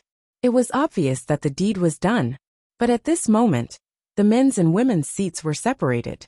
She could not communicate with her husband. Someone came in a hurry, found the former Wei Crown Prince, and whispered something in his ear. The former Wei Crown Prince's face was so dark that he almost overturned the short table in front of him. He sat down, as if he was weighing the pros and cons, and also as if he was suppressing his anger. Then he suddenly stood up. "Your Majesty the Emperor of Qi Yuan, shouldn't you give me an explanation for this matter?" Lu Qingdi looked at him impatiently. He was also very annoyed that he had slept with a woman for no reason, especially when he missed his lover deeply. Obviously, he was drunk and did not know how it happened. Logically speaking, when he was drunk, even if he did not rest in the bedchamber, there would only be people guarding him. There was no reason for anyone to break into his resting place. In fact, no one had entered. It was just that he was drunk and did not have a good rest. He did not know why he ran out. Not only did he run out, but he also slept with a woman. He had sent people to investigate the specific situation. If he just slept with a palace maid or a junior of a minister, it was not a big deal. He did not care about the former. As for the latter, he would just give her a place according to her status. But it just happened that she was the princess of an enemy country. He could do whatever he wanted in his own territory. He did not think that he was wrong. But she was a princess of another country. She should have someone to take care of her when she was drunk. Why did she wander around? Anyone would have a conspiracy theory, let alone an emperor. Therefore, Lu Qingdi's face was gloomy. "Your Highness, you don't need to worry. Once the matter is cleared up, we will naturally do what needs to be done. However, whether I give you an explanation, or you give me an explanation is another matter altogether." Everyone could see that Lu Qingdi was in a terrible mood. The former Wei Crown Prince's face was also not very good. However, he did not flare up at this time. Although he was an envoy and represented Great Wei, he was only a prince in the end. In other small countries he was naturally high and mighty. In the face of a country that was on the same level as Great Wei, he did not dare to resist. After all, only his father could talk to the other party on the same level. If it was said that Lu Qingdi was a conspiracy theory, then wasn't this former Wei eldest prince also a conspiracy theory? They were in someone else's territory, but something happened to his little sister. Everything was over, and he only received the news. If it was said that his good little sister slept together with the person she fancied, then it was possible that she threw herself into his arms. However, the other party was Qi Yuan Emperor, a rotten old man who could be Yi Ning's grandfather in terms of age. What kind of temperament Yi Ning had, he was very clear. That ambition was higher than the heavens. Would she choose Lu Qingdi, this kind of grievance, for the sake of not going to a barbarian land for political marriage? It was impossible even if the sun rose from the west. In addition, the matter of Jin Qinhuang of Qi Yuan was basically a done deal in his opinion. It was impossible for her to make trouble by herself. Without a doubt, it must be Qi Yuan's side. If it was not Lu Qingdi, then it was someone else. Eldest imperial brother, what happened? The former Wei Crown Prince made a deeply concerned expression at this time. The former Wei Crown Prince did not even look at him. "Your Majesty the Emperor of Qi Yuan, please allow this prince to leave first." Without waiting for Lu Qingdi to respond, he flicked his sleeves and left. The former Wei Crown Prince was not willing to be treated like this. He followed without saying anything. Lu Qingdi was slapped in the face like this. But in the end, he did not flare up. However, his face became more and more gloomy. Some people seemed to be dignified without being angry. As the emperor, once he was angry, although it was not as terrifying as millions of corpses, it could be imagined that at this time, absolutely no one would dare to rashly come forward and provoke him. There was no need to think about what the former Wei Crown Prince wanted to do. He had to know the cause and effect from Princess Yi Ning. Because of this incident, Lu Qingdi must have strengthened his defenses. At this time, some people could no longer casually walk around the palace. Therefore, even if the former Wei Crown Prince went to find her, he would at most understand the situation from Princess Yi Ning. Although not many people knew about this matter, there was no need to hide it. Moreover, this kind of thing had always been a loss for women. Lu Qingdi's chest was filled with depression. so he did not give the order to keep it a secret. Therefore, after he came over, before the play was finished, many people knew about this matter, especially the imperial concubines and the various princes. Most people did not have any reaction on the surface, but their hearts were different. It was just that their thoughts were in different directions. However, not many people really cared about this matter. After all, in essence, this involved the relationship between the countries and had nothing to do with their internal disputes. However, at the male guest seats, there were many glances at Li Hongyuan. At the female guest seats, Jingwan suffered almost the same treatment. However, no matter how you looked, as the person involved, you ignored it. You felt powerless, as if you punched cotton. Lu Chengdi was in charge with a gloomy face, so the lively atmosphere was naturally less. The singing was still on the stage, but the overall atmosphere was as if no one was listening to it. In this way, the troupe was naturally trembling with fear.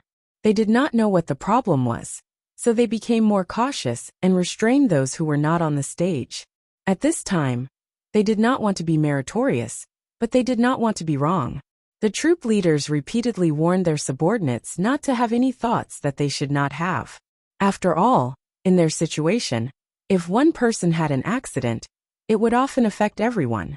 The ins and outs of the whole matter were investigated very quickly.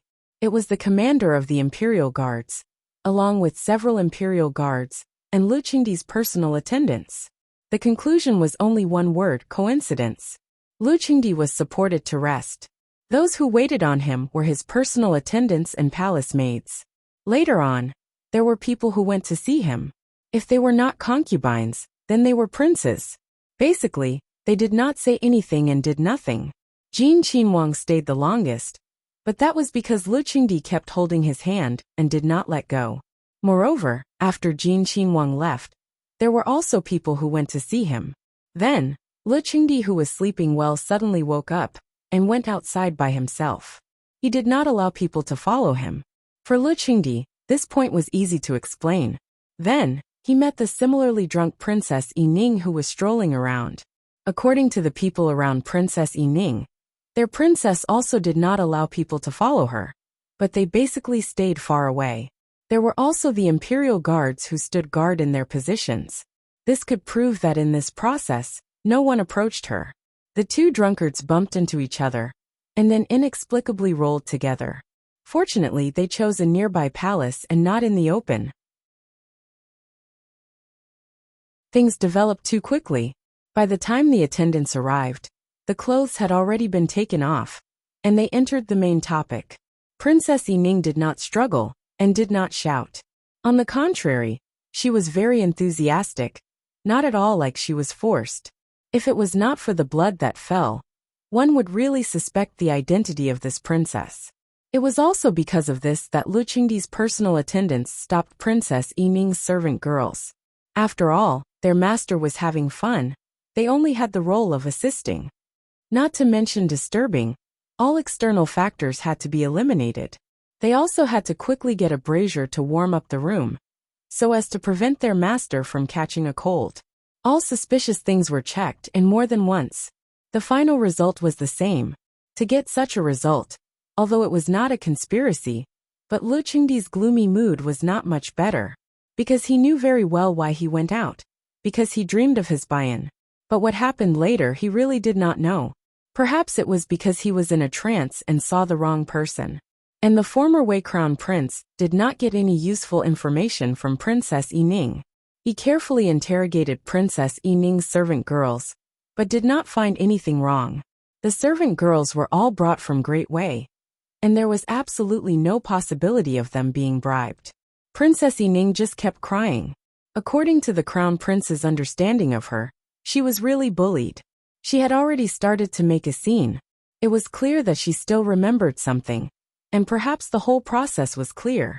The former Wei Crown Prince looked at her sinisterly. At this time, he really wanted to tear her alive. Lu Chengdi left people to serve Princess Yining. Princess Yining's servant girls did not dare to speak in detail, but they did not have such scruples. Moreover, by Lu Chengdi's side, they had heard a lot of Lu Chengdi's women corner, and did not have any taboo. It was simply vivid and vivid. A woman who really did not know what was going on, even if she was drunk, would not be so unrestrained. Therefore, even if there was blood, it made people suspect that this princess's body was not clean at all. This seemed to make people guess the reason why this princess was exiled. Because she did something ugly. The former Wei capital could not tolerate her, so they simply made use of trash. Although they probably only expressed the first half of the meaning, in the ears of the former Wei people, they naturally filled in the second half. Shut up for this princess. Princess Yining roared with a ferocious face. That was definitely her sore spot. The eunuch was startled, but then he laughed. Princess, why are you angry? No matter what the princess is, it's fine as long as our emperor likes her. In other words, the matter was already decided. Pleasing Lu Qingdi was the only way out. Unfortunately, the eunuch was very clear that this former Wei princess had definitely incurred the disgust of his master. Even if she was given a higher position, she would definitely be very miserable in the future if she did not tuck her tail between her legs. Although under normal circumstances, she would not easily lose her life. Get out! The former Wei crown prince rubbed his brows and pointed at the door. The eunuch was very obedient this time, but the door was wide open, and there were imperial guards guarding outside. The former Wei fifth crown prince was impatient to continue waiting. He sneered and directly left. He was too lazy to care about this trivial matter. The former Wei crown prince looked at Princess Yining. Speak. Do you want to die or live now? Digression. https://www.bicon.com/11/11807/787074. HTML chapter error. Click here to report. No registration required. We will deal with it as soon as possible. After reporting, please wait patiently and refresh the page. Please remember the domain name of this book. www.bicon.com Bikugo mobile reading website, bicon.com.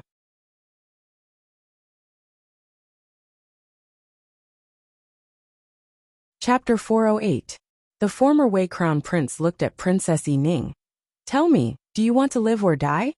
Princess Yining, whose eyes were filled with hatred, and who looked like she was crying pitifully, was stunned when she heard this. She forgot to cry and also forgot to maintain the emotions in her eyes. At this moment, her thoughts were blank for a moment. After a moment, panic appeared on Princess Yining's face. She grabbed the former Wei crown prince's sleeve. Her tears were like broken beads. Imperial brother, Imperial brother.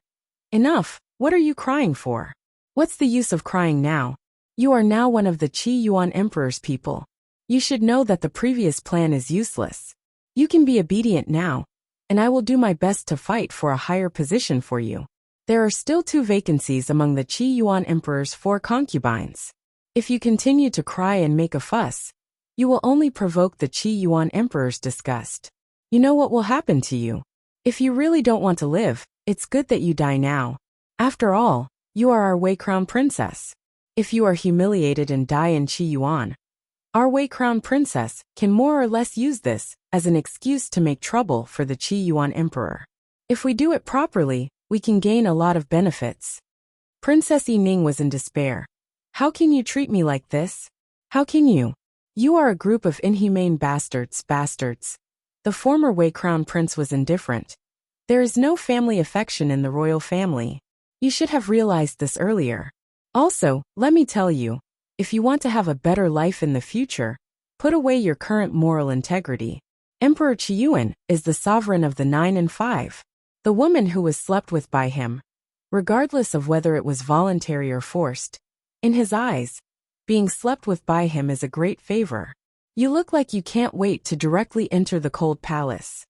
Although Princess Yining was indignant, she gradually restrained her emotions and was no longer hysterical. The former Wei crown prince sneered. It's good that you have thought it through. This younger sister naturally didn't want to die. If she really had the courage, she should have died when she was still in Dawei.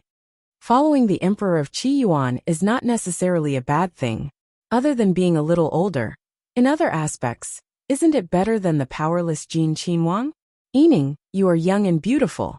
You have an advantage that others don't have. If you can make the Emperor of Qi Yuan happy, not only will he favor you, even if he values you a little, you will still be able to live a life of luxury. You have always been smart, and you are well aware of the intrigue in the palace. You don't need me to teach you what to do. Princess Yining was unwilling and indignant. However, ever since she had been chased out of the capital of the Great Way, she was no longer so naive and followed her heart.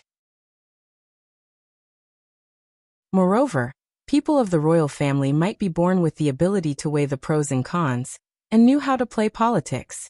Based on all these factors, Princess Yining was also very clear about her current situation. But when she thought of Jin Qinhuang and then thought of the Emperor of Qi Yuan, there was such a difference between heaven and earth. No matter how she thought about it, it was hard for her to calm down. Are we just going to let it go like this? I was clearly tricked. Then why don't you tell me? How did you get tricked? As long as you can tell me a suspicious point, I will help you investigate it to the end. Yining, ever since you entered the palace, you have always been with us. You have never come into contact with the people of Qi Yuan. You ate and drank the same things as us. Even when you got drunk and left Qianchen Hall, you did not leave the line of sight of your servant girl. Tell me, what is the problem? Moreover, before you entered the palace, I already told you not to casually walk around in places like Qi Yuan's palace. Do you still think that this is the imperial palace of the Great Way, where you can casually walk around? Towards the end, the former Wei eldest prince's face was full of haze. Princess Yining mumbled and did not speak.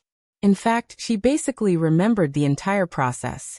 Although she felt that there was something strange about it, she could not tell what the problem was. I will take care of the rest. You stay here obediently and do what you need to do. If you make any more trouble, you can just wait to fend for yourself. After that, the former Wei eldest prince flicked his sleeves and left. For disobedient people, it was always necessary to teach them a lesson before they would learn. In reality, it did not matter to him who his sister followed. He was just annoyed that she was disobedient and caused trouble. The former Wei eldest prince returned to the stage in the imperial garden. Compared to when he left, his anger had eased a lot. Your Majesty the Emperor of Qi Yuan, about my sister. Enough. Lu Qingdi waved his hand and interrupted him. Send someone to write a decree.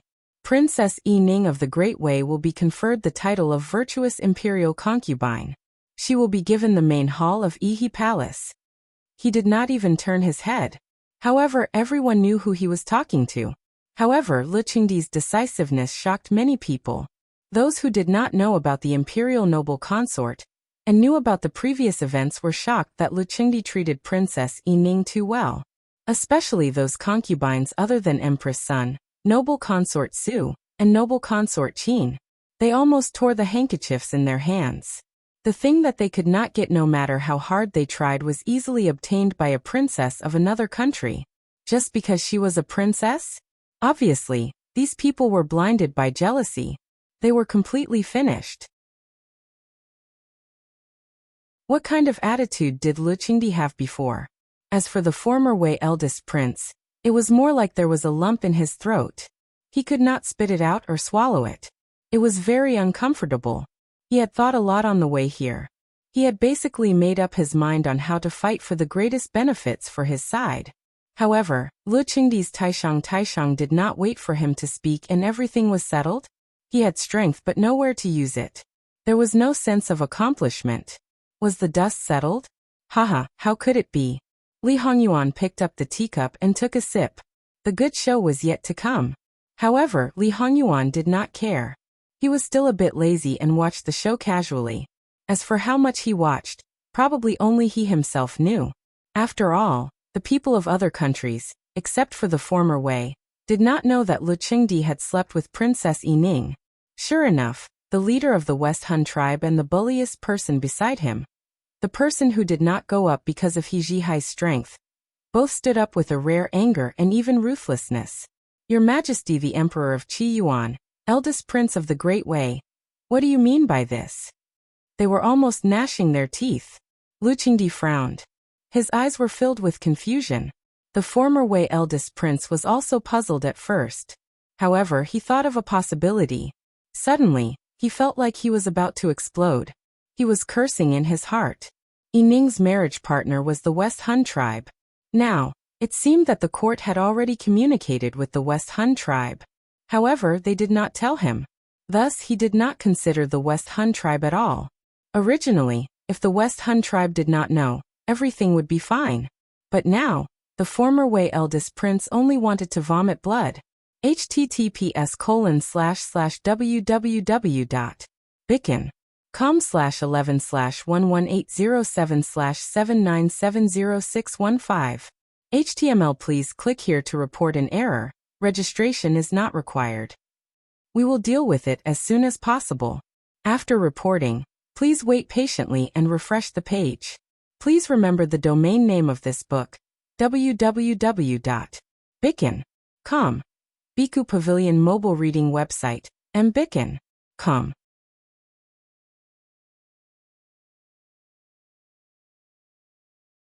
Chapter 409. Lu Qingdi was naturally unhappy to be hated for no reason, so he had to ask for the reason. That tall and sturdy Xiongnu man sneered. Great Wei's emperor, and my king wrote a letter, wanting to marry their princess Yi Ning to the Xiongnu to establish friendly diplomatic relations between the two countries. Today, His Majesty Qiyuan Emperor actually bestowed Princess Yi Ning as a consort. What is the reason? In fact, if this matter had nothing to do with him, he would not be so angry. The problem was that Princess Yi Ning was originally prepared for him. Otherwise, he probably would not have come to Qiyuan this time. As King Li of the Right Valley, he had royal blood and great power. How could he be played like this? Originally, in the eyes of King Li of the Right Valley, Princess Yi Ning looked delicate, but compared to other people, he preferred women from Qiyuan. He had abducted many from Qiyuan's border, and more than 10 had fallen into his hands. Therefore, he wanted to have a taste of Qiyuan's noble women.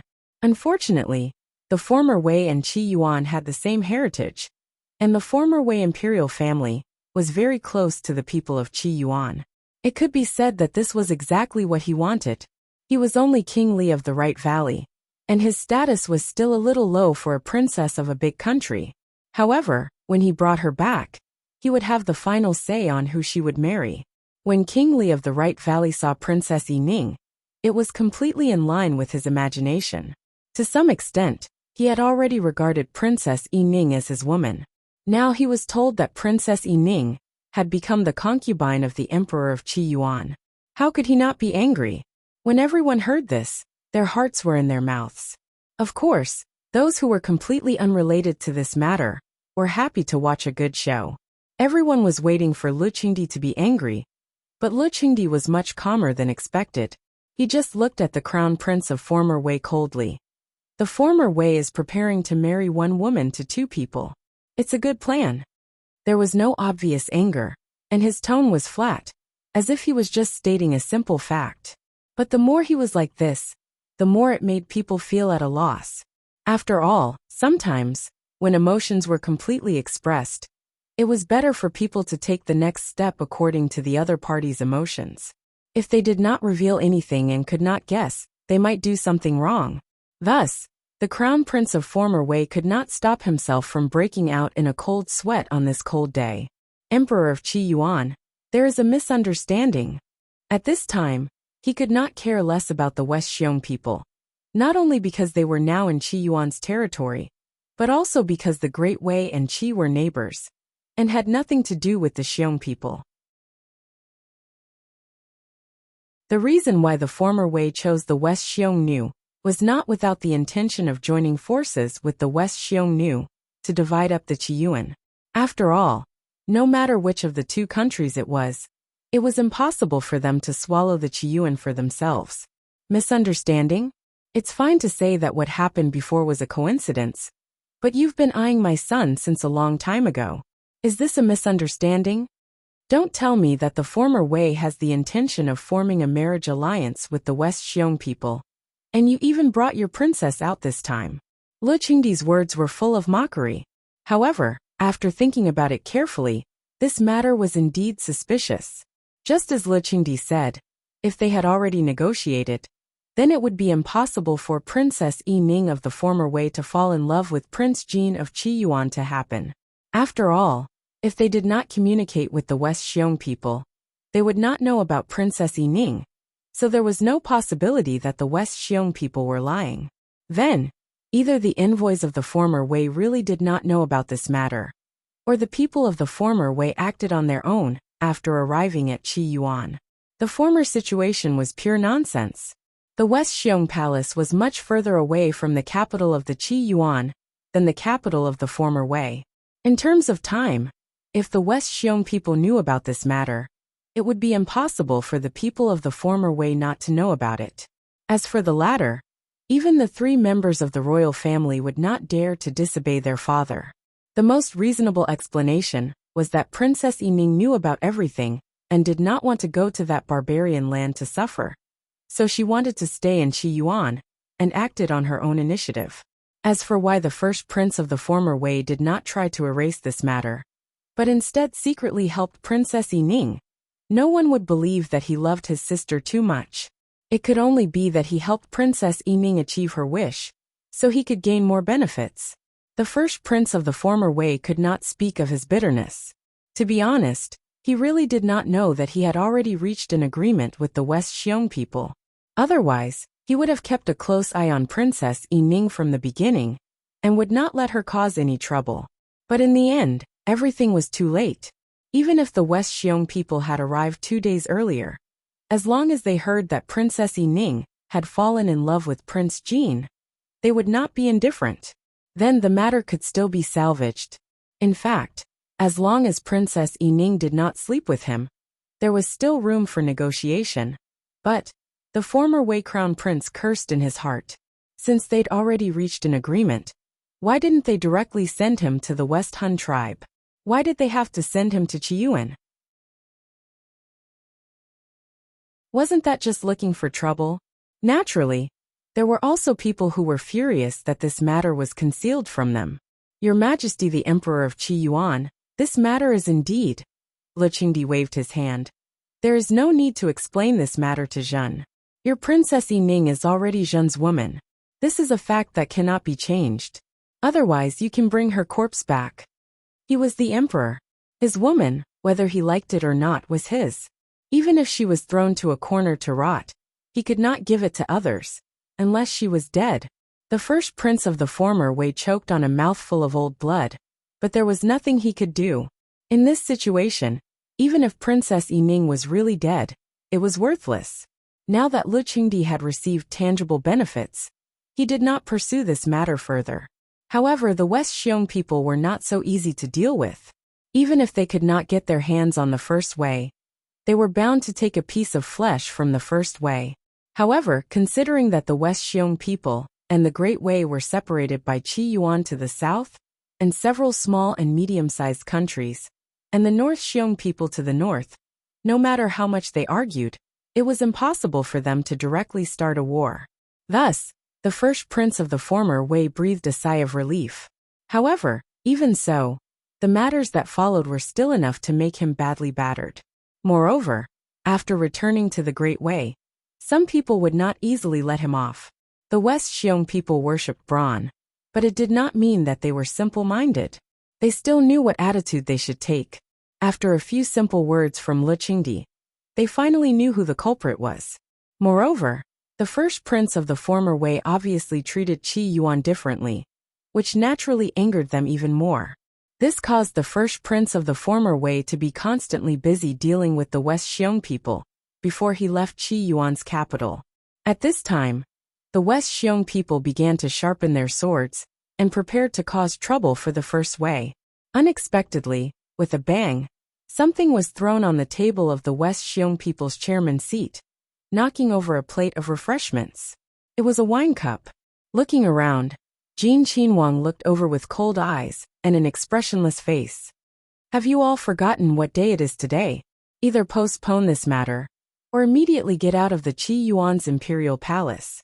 https://www.bicken.com/11/11807/8011744.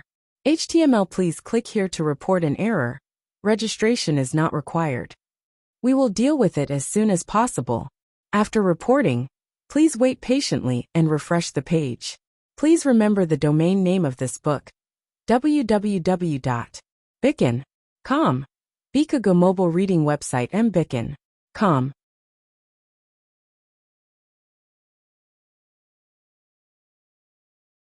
Chapter 410. Therefore the king of hell was indeed the king of hell. When he was angry, he didn't care who you were.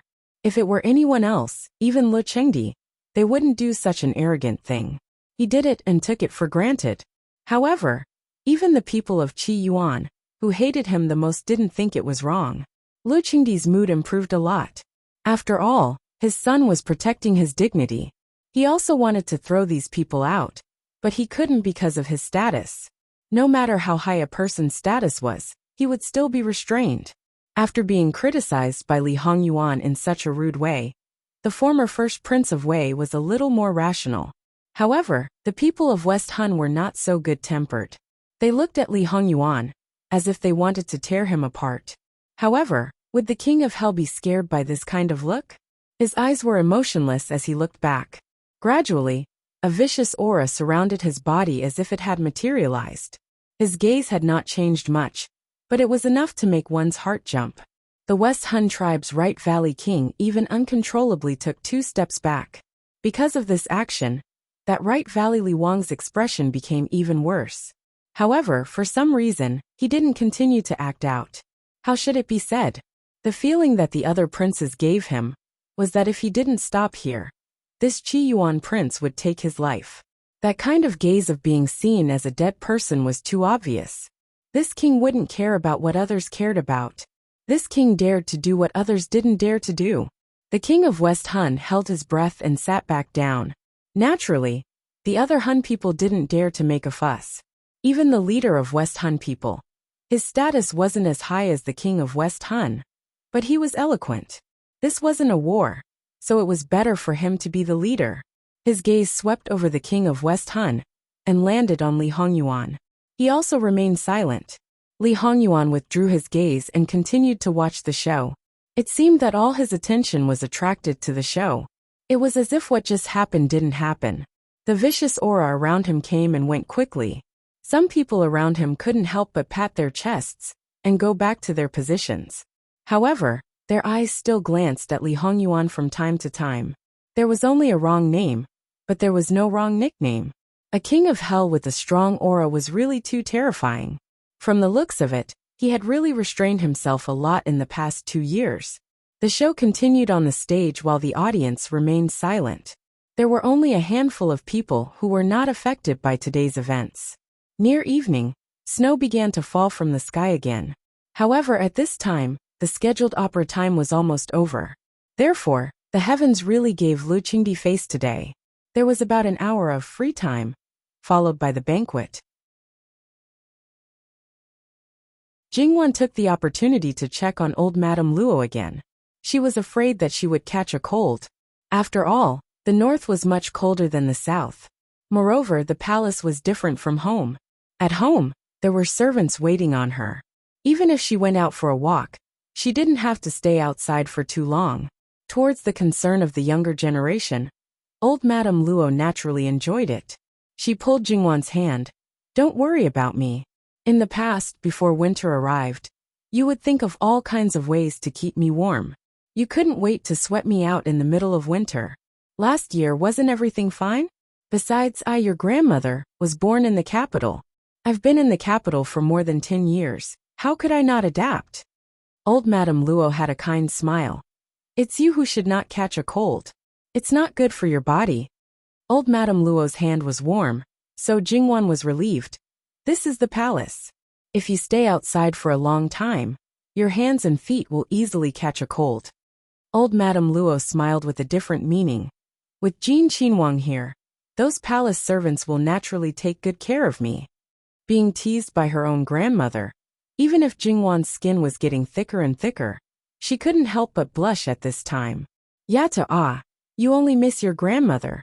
How come I don't see you caring about grandfather?" Luo Peishan said with a slightly sour tone from the side. "Even if the birthday isn't celebrated every year, there will be at least several kinds of palace banquets every year. There's no lack of it in the winter. Grandfather has long been used to it. Moreover, your body is healthy, so you naturally don't need me to worry about it. Jingwan chuckled. Luo Darren sighed. It's said that only when a child cries, there will be candy to eat. This old person needs to have a little illness and a little disaster to be cared for. What nonsense are you talking about? Quickly shut up. How many people want to have a good body? They can't even ask for it. You're already so old. Yet you still want to pretend to be obedient after getting a bargain? Old Madame Luo really wasn't polite. Luo Darren expressed that his old face couldn't hang on. In front of the children, you should at least leave me some face. Face is earned by oneself. Old Madame Luo gave him a sidelong glance. Luo Darren begged for mercy and didn't dare to say any more. He really didn't have any status in front of his wife now.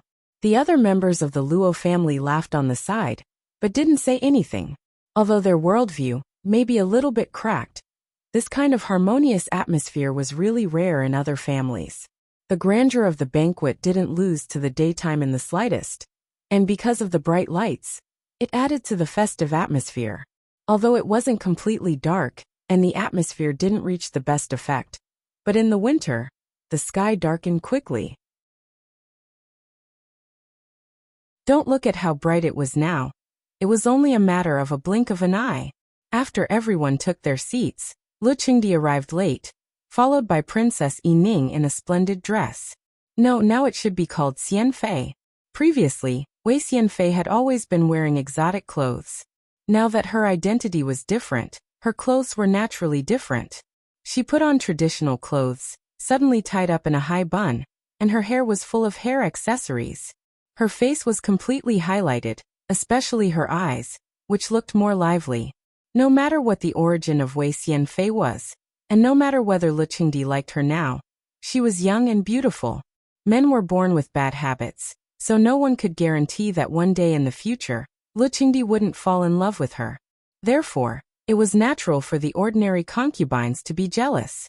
After all, in a place like the imperial palace, one could only rely on one man. There were 3,000 beauties in the imperial harem, competing for the favor of one person. If one person's favor was more, the others would have less. Some people ate the meat, and the rest might not even be able to drink the soup. In the imperial harem, there were only 2 or 3 who could survive without Lu Qingdi's favor. Even so, they wouldn't push away Lu Qingdi's favor. Jingwan didn't know what state Wei Xian Fei was in after the accident, but looking at her now, she seemed to have adapted well to her new identity.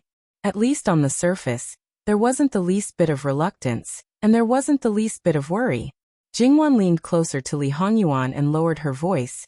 This Wei Xian Fei doesn't look simple, but I don't know if she has perfectly concealed her emotions, or if she just wants to stay in Qiyuan. In the end, she doesn't care who she's with. If it's the latter, then doesn't it mean that our Jin Qinhuang's charm isn't as big as expected? There was a bit of ridicule in her words. Because of a skin bag to like someone, how shallow. It's better to be like Wan Wan, seeing a person's true nature and being moved is the best. She really grabbed the opportunity to stick gold on her face. There really wasn't anyone else like her. Lu Qingdi's mood seemed to have improved. For a man to receive a beauty, who was even a princess of an enemy country, he would feel a bit of superiority. Adding on to his age, after the initial anger, it wouldn't be an exaggeration to say that he was in high spirits. Lu Qingdi held his wine cup and stood up. With a bit of passion, he said a few dignified words, and then let everyone enjoy to their heart's content. There were 2 more hot dishes in the evening than during the day. These kinds of dishes that were continuously heated naturally couldn't go bad during the heating process. Jingwan didn't have much appetite, and her mood wasn't very high. What's wrong? Are you not feeling well? Li Hongyuan gently frowned.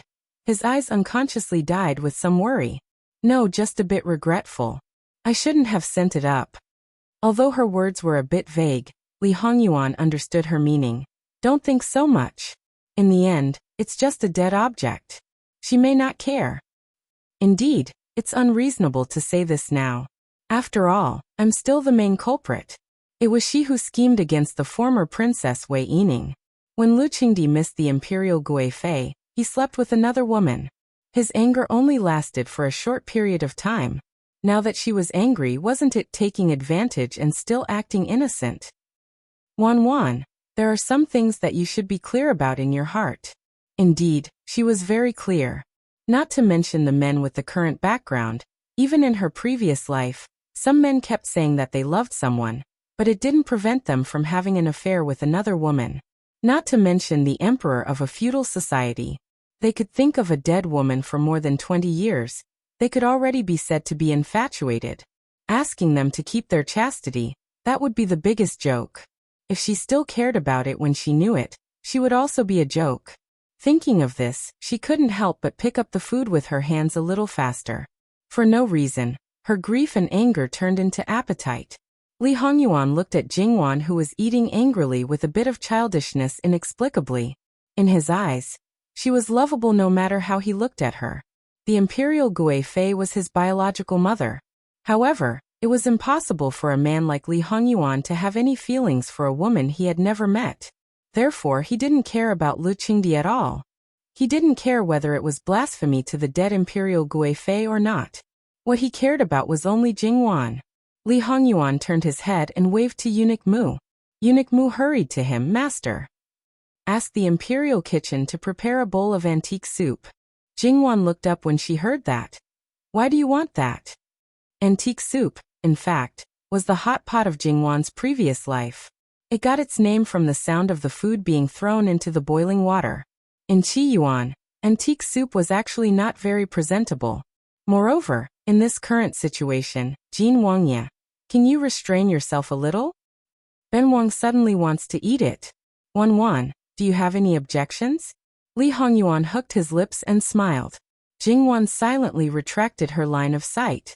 In front of so many people, was it necessary to break the rules like this? As long as you're happy. https://www.bicken.com/11/11807/81233362. HTML chapter error. Click here to report. No registration required. We will deal with it as soon as possible. After reporting, please wait patiently and refresh the page. Please remember the domain name of this book. www.bicken.com mobile edition. You're tuning in to the Earbook Haven YouTube channel. Don't forget to subscribe and join us on this journey to catch the most captivating stories.